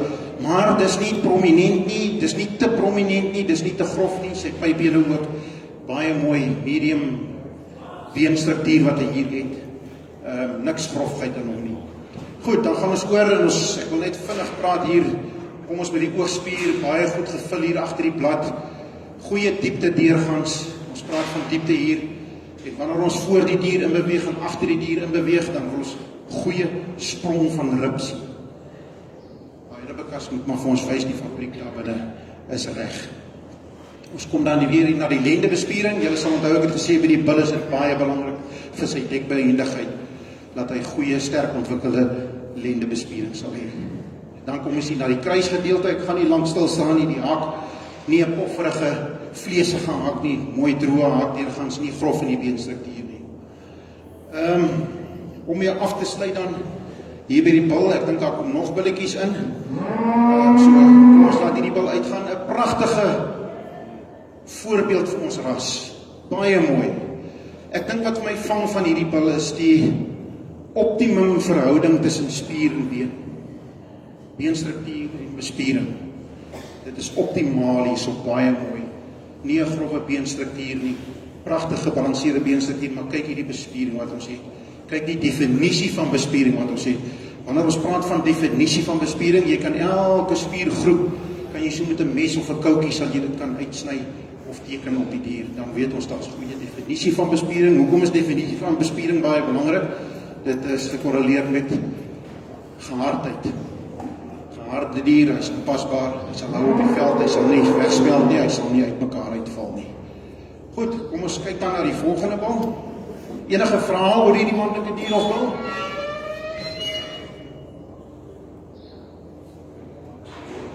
En natuurlik baie belangrik, kyk die loopvermoë, kyk die kloue, kyk die bene. Soek nie regophakke nie. Kom ons praat gou vinnig oor regophakke en sekelhakkigheid. Dis wat jy van die kant af kan eien en van die kant af kan sien. Regophakkig, as hy natuurlik trek soos 'n paal. Daai hoek is 180 grade, hy staan soos 'n potlood. Die Universiteit van Michigan in die Verenigde State het 'n studie gedoen en 'n korrelasie, baie hoë korrelasie gevind tussen beenbeserings, hakbeserings en regophakkigheid. So daar is definitief meer beserings by regophakkige diere. Sekelhakkigheid, die teenoorgestelde, dis wanneer hierdie hak onder die liggaam inslaan, né? So hierdie hoek raak klein, die hak slaan onder die liggaam in. Nou uit persoonlike ondervinding wat ek in my jare as tegniese adviseur bymekaar gemaak het by die genootskap. Ons was destyds versoek om fase C bulle te gaan keer. Wanneer ons daar aangekom het, dan ons nie geweet het hoe daardie bil se prestasie was nie. Dit was van ons weerhou. So ons het die bil gekeer en ek het daardie data gevat en bietjie gaan ontleed. En interessant genoeg, die bulle wat ek geklassifiseer het as sekelhakkig, was bulle wat geensins swak gedoen het in hulle prestasie. Dit was bulle wat in die waarheid baie goed gedoen het in hulle prestasie. So ek is 'n ou wat sê, wees bietjie genadig op sekelhakkigheid. Wanneer dit hier uit die heupe uitkom en is 'n strukturele gebrek hierso met belemmer sy loopvermoë, ja, dan moet ons begin diskwalifiseer en diskrimineer. Maar wanneer dit in 'n ligte mate voorkom, kan ek nie sien hoekom ons enigstens baie streng moet wees soos koeihakkigheid ook nie. Selfde situasie. Goed. Hierdie bil het uitsonderlike agterkwart, breedte deur die agterkwart, baie mooi definisie van bespiering, goed gevul in sy binneduie, goed gevul in sy buiteduie. Sterk droë hak wat deurgangs deurkom vir ons as ek vinnig kan opsom. Baie mooi sprong van rib, baie sterk op sy lendebespiering, skofontwikkeling, die manlikheid kom mooi deur, ook 'n baie mooi beenstruktuur wat hy vir ons toon. En ek het klaar na sy kloue gekyk, geen probleme met die kloue nie. So jy kan sien, som hom vinnig op, draai jou rug en gee hom punte, klaar. Goeie oogbankontwikkeling, goeie breedte tussen die oë, pragtige balans. Ons het nog nie gepraat oor die balans nie, onthou. 'n Jong bil sal vir jou beter balans wys. Balans praat ons van die voorkwart is nie swaarder ontwikkel as die agterkwart nie, of die agterkwart is nie ligter as die voorkwart of andersom nie. Goeie balans, deurgang, goeie simmetrie. By simmetrie betoon ons die kop-nek sluit baie mooi en vloei baie mooi by die voorkwart aan. Die voorkwart vloei mooi in die middelstuk in en die middelstuk vloei mooi in die agterkwart. En hier is ons nie 3 of 4 stukke van die bees wat jy kan sien nie. Die simmetrie is baie mooi op hierdie bil. Pragtige balans, so ek onthou, by jong diere, balans is goed, maar jou ouer bulle begin uit balans uitgaan. As hulle hier by 4 jaar kom, dan raak hy swaarder voor, ligter agter, dit is normaal, geen probleem nie. Goed, enige vrae oor hierdie bil? Goed, dan kan ons die volgende ouetjie inklim. Willem.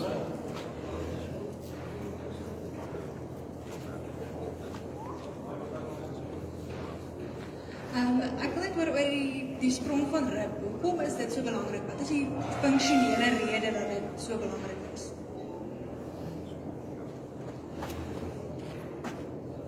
Dit kom weer daarop neer, goeie sprong van rib, dat daar kapasiteit in die middelstuk is vir al die organe om dit te huisves. Vir jou vroulike dier, die ontwikkeling van die fetus, daar moet genoeg ruimte wees, nee. En jy kan maar gaan kyk, wanneer 'n dier smal of nou deurgangs is, dan sou ook nie sprong van rib nie. So wanneer die agterkwart, as jy van agteraf kyk, 'n plat agterkwart, daar is nie genoeg breedte nie. Dit gaan baie keer gepaard met nie genoeg sprong van rib. Maar ek dink dit is maar net die fabriek moet reg wees, daar moet genoeg ruimte wees vir die organe. Die organe moet goed ontwikkel wees en dan moet ruimte wees ook vir die fetus om dan te ontwikkel. Goed, hier het ons nou 'n lekker jong billetjie. Ons kan sien weer hier die groeikurwe waaroor ons net gepraat het in die toplyn. Hulle lig eers agter. Hier kan jy dit duidelik sien en dan begin hulle weer na die voorkant te lig met die groeikurwe. En dan kan ons sien hier die toplyn. Baie mense sal sien nie, maar as die toplyn is reg, niks fout nie. Dis 'n jonger bil. Daai toplyn gaan pragtig ontwikkel as hy ouer word, of groter word en swaarder word. Pragtig. Dit is min of meer die ouderdom waar ons altyd die billetjies keer, of meeste van die bille word gekeer op hierdie ouderdom. So baie belangrik, kyk vir die strukturele korrektheid probleme, kyk vir die onerflike probleme en eienskap wat ek wil uitlig op hierdie bil is sy ongelooflike mooi oogbakontwikkeling, né? Pragtig. Pragtige kop hierdie bil. Nie 'n lang smal kop nie. Mooi in verhouding met die res van die liggaam. Kyk hoe mooi kom die manlikheid deur die skofontwikkeling op die jong billetjie kom deur. Hy staan mooi vierkantig op sy voorbene, mooi vierkantig op sy agterbene. Ons kyk hier na die testis omvang, die skrotum en die skede. Pragtig. Daai skede sal ek 'n 8 uit 9 gee. Ek hou nie van 'n 9 uit 9 nie. Ek hou nie van 'n proppie wat daaronder sit nie. Daar moet bietjie vel wees. Dit is wys vir my los soepel vel, daar's groei. Dik los soepel vel. Dit is maar gekorreleer met goeie groei vermoë ook. So hy is vir my 'n 8. Baie goeie skede deurgangs, goeie bespiering ook. Hy begin al klaar vir ons die definisie en sy bespiering wys ook. Ek kan elke spiergroep al klaar begin uithaal op sy liggaam, op sy lyf, goeie sprong van rib deurgangs. Baie mooi skoon droë hak, goeie breedte deurgangs deur die hak. Sy kloue heeltemal normaal. Goed, ek dink dit is dan wat ons weer as nog 'n vraag. Die balans op 'n jong bil. Is dit maar 50-50 soos by die ander en dan 100% ja, ek sal ook sê die balans by jou jong bulle 50-50 voor agterkwart. En dan eers as hulle hier by die 4 jaar ouderdom kom, dan begin hulle swaarder raak in die voorkwart en ligter in die agterkwart. Goed, enige ander vrae? En dan wil ek afsluit om te sê baie dankie. Dit was lekker en ons is bevoorreg om so met beeste nog te kan werk. En ek wil alle voorspoed toewens met die kudde en met die stoetery. Onthou ons is hier in die land vir veeverbetering en die Simbra sal sy kant bring. Die Simbra is daar. Die Simbra was een van 2 rasse wat heel eerste met teelwaardes onder die vleisrasse in Suid-Afrika begin het. So ons het ver vordering, ons het 'n voorsprong bo ander vleisrasse in hierdie land. En dankie vir die visie wat die mense gehad het daai tyd om te sê ons moet dit begin inbring. En dit is ingebring by die Simbra, heel eerste vleisras wat dit oorgekom het. En ek wil weer beklemtoon dit wat ek alles kwyt geraak het. Moenie alles net opvreet vir soetkoek nie. Vat dit huis toe, gaan dink daaroor by jou eie diere. En stem saam of stem nie saam nie. Maar dit is baie belangrik dat elkeen van u jou eie teelbeleid daarstel. En jou eie visie wil stel op jou kudde. Want as jy dit nie doen nie en jy volg iemand anders na, gaan jy nie hou van waar jy besig is nie en na 5 jaar gaan jy uit die stoepbedryf uitklim. Baie dankie julle, dit was lekker.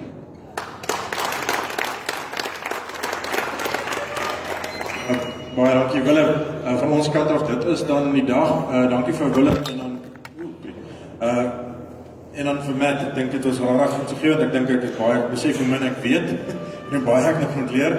Maar dit is die voorreg wat ons het om in ons bedryf te werk en om mense saam met teelers rond julle te wees en mense saam met Kobus wat ongelooflike passie het. Ek weet nie, toe Kobus my gebel het, ek lanklaas so passievolle mense kry, ek kon nie vir Kobus eers hierdie kant of daai kant, ek geweet ek wil graag deel wees, ek wil graag hierdie pad stap en ek dink dit is 'n voorreg om vir die Simbras om iemand soos Kobus te hê. So ek dink julle kan baie dankbaar wees. Ek het nou een ding geleer, jy kan die beste beeste in die land hê, as jy die regte mense het wat die ding dryf nie, dan kan jy maar net sommer met skool baie besig wees, dit maak nie saak nie. Kobus, dan weet ek jy wil 'n paar reëlings gou deurgee en dan kan jy iemand vir bedank. Dankie Tinus, dankie vir die vriendelike woorde. Julle moet ook nie alles proef van Tinus nie. Ek het gehoor vandag hy kan goed afslaan ook. Ons weet hoe eerbaar is 'n afslaande predikant, maar nietemin Net so vinnig 'n paar reëlings voor ek 'n paar reëlings vir julle deurgee. Ek wil graag baie dankie sê weer eens aan ons manne van Swift-vee, julle twee kerels, baie dankie vir julle moeite. Tinus, jy en jou span, jy het 'n great span, vir Chupi ook sê, ek dink regtig, is lekker om saam met julle ons te werk, is great. Ons praat ons vir die einde, is net die begin van 'n lekker partytjie wat voorlê vir ons almal. So, ek wil baie dankie sê vir die Trifecta groep, julle het vir ons vleis geborg vir vanaand. Elke een van julle is uitgenooi, asseblief, maak seker julle is daarso. So, asseblief, dit is ons belangrik. En dan het julle sal sien, Charmaine Alberts, ek het spesiaal vir Charmaine Alberts genooi. Charmaine wil net staan of jou hand opsteek, Charmaine is maar 'n bietjie skamerig. Ek het vir Charmaine gevra om met ons teelers te kom, bietjie ontmoet, bietjie te skakel. Sy gaan vir julle ook later, ek wil nie sê pes nie, sy gaan vir julle later die besondere geleentheid gee om deel te neem in ons publikasies. Ons kyk na 'n teelerhandleiding, ons kyk na 'n beesboerdery handleiding wat ons wil saamstel en sy gaan borge en so aan nodig hê, maar dit is belangrik dat julle weet wie Charmaine is, dat julle ook sommer met haar ook kan skakel. Charmaine, dankie dat jy gekom het.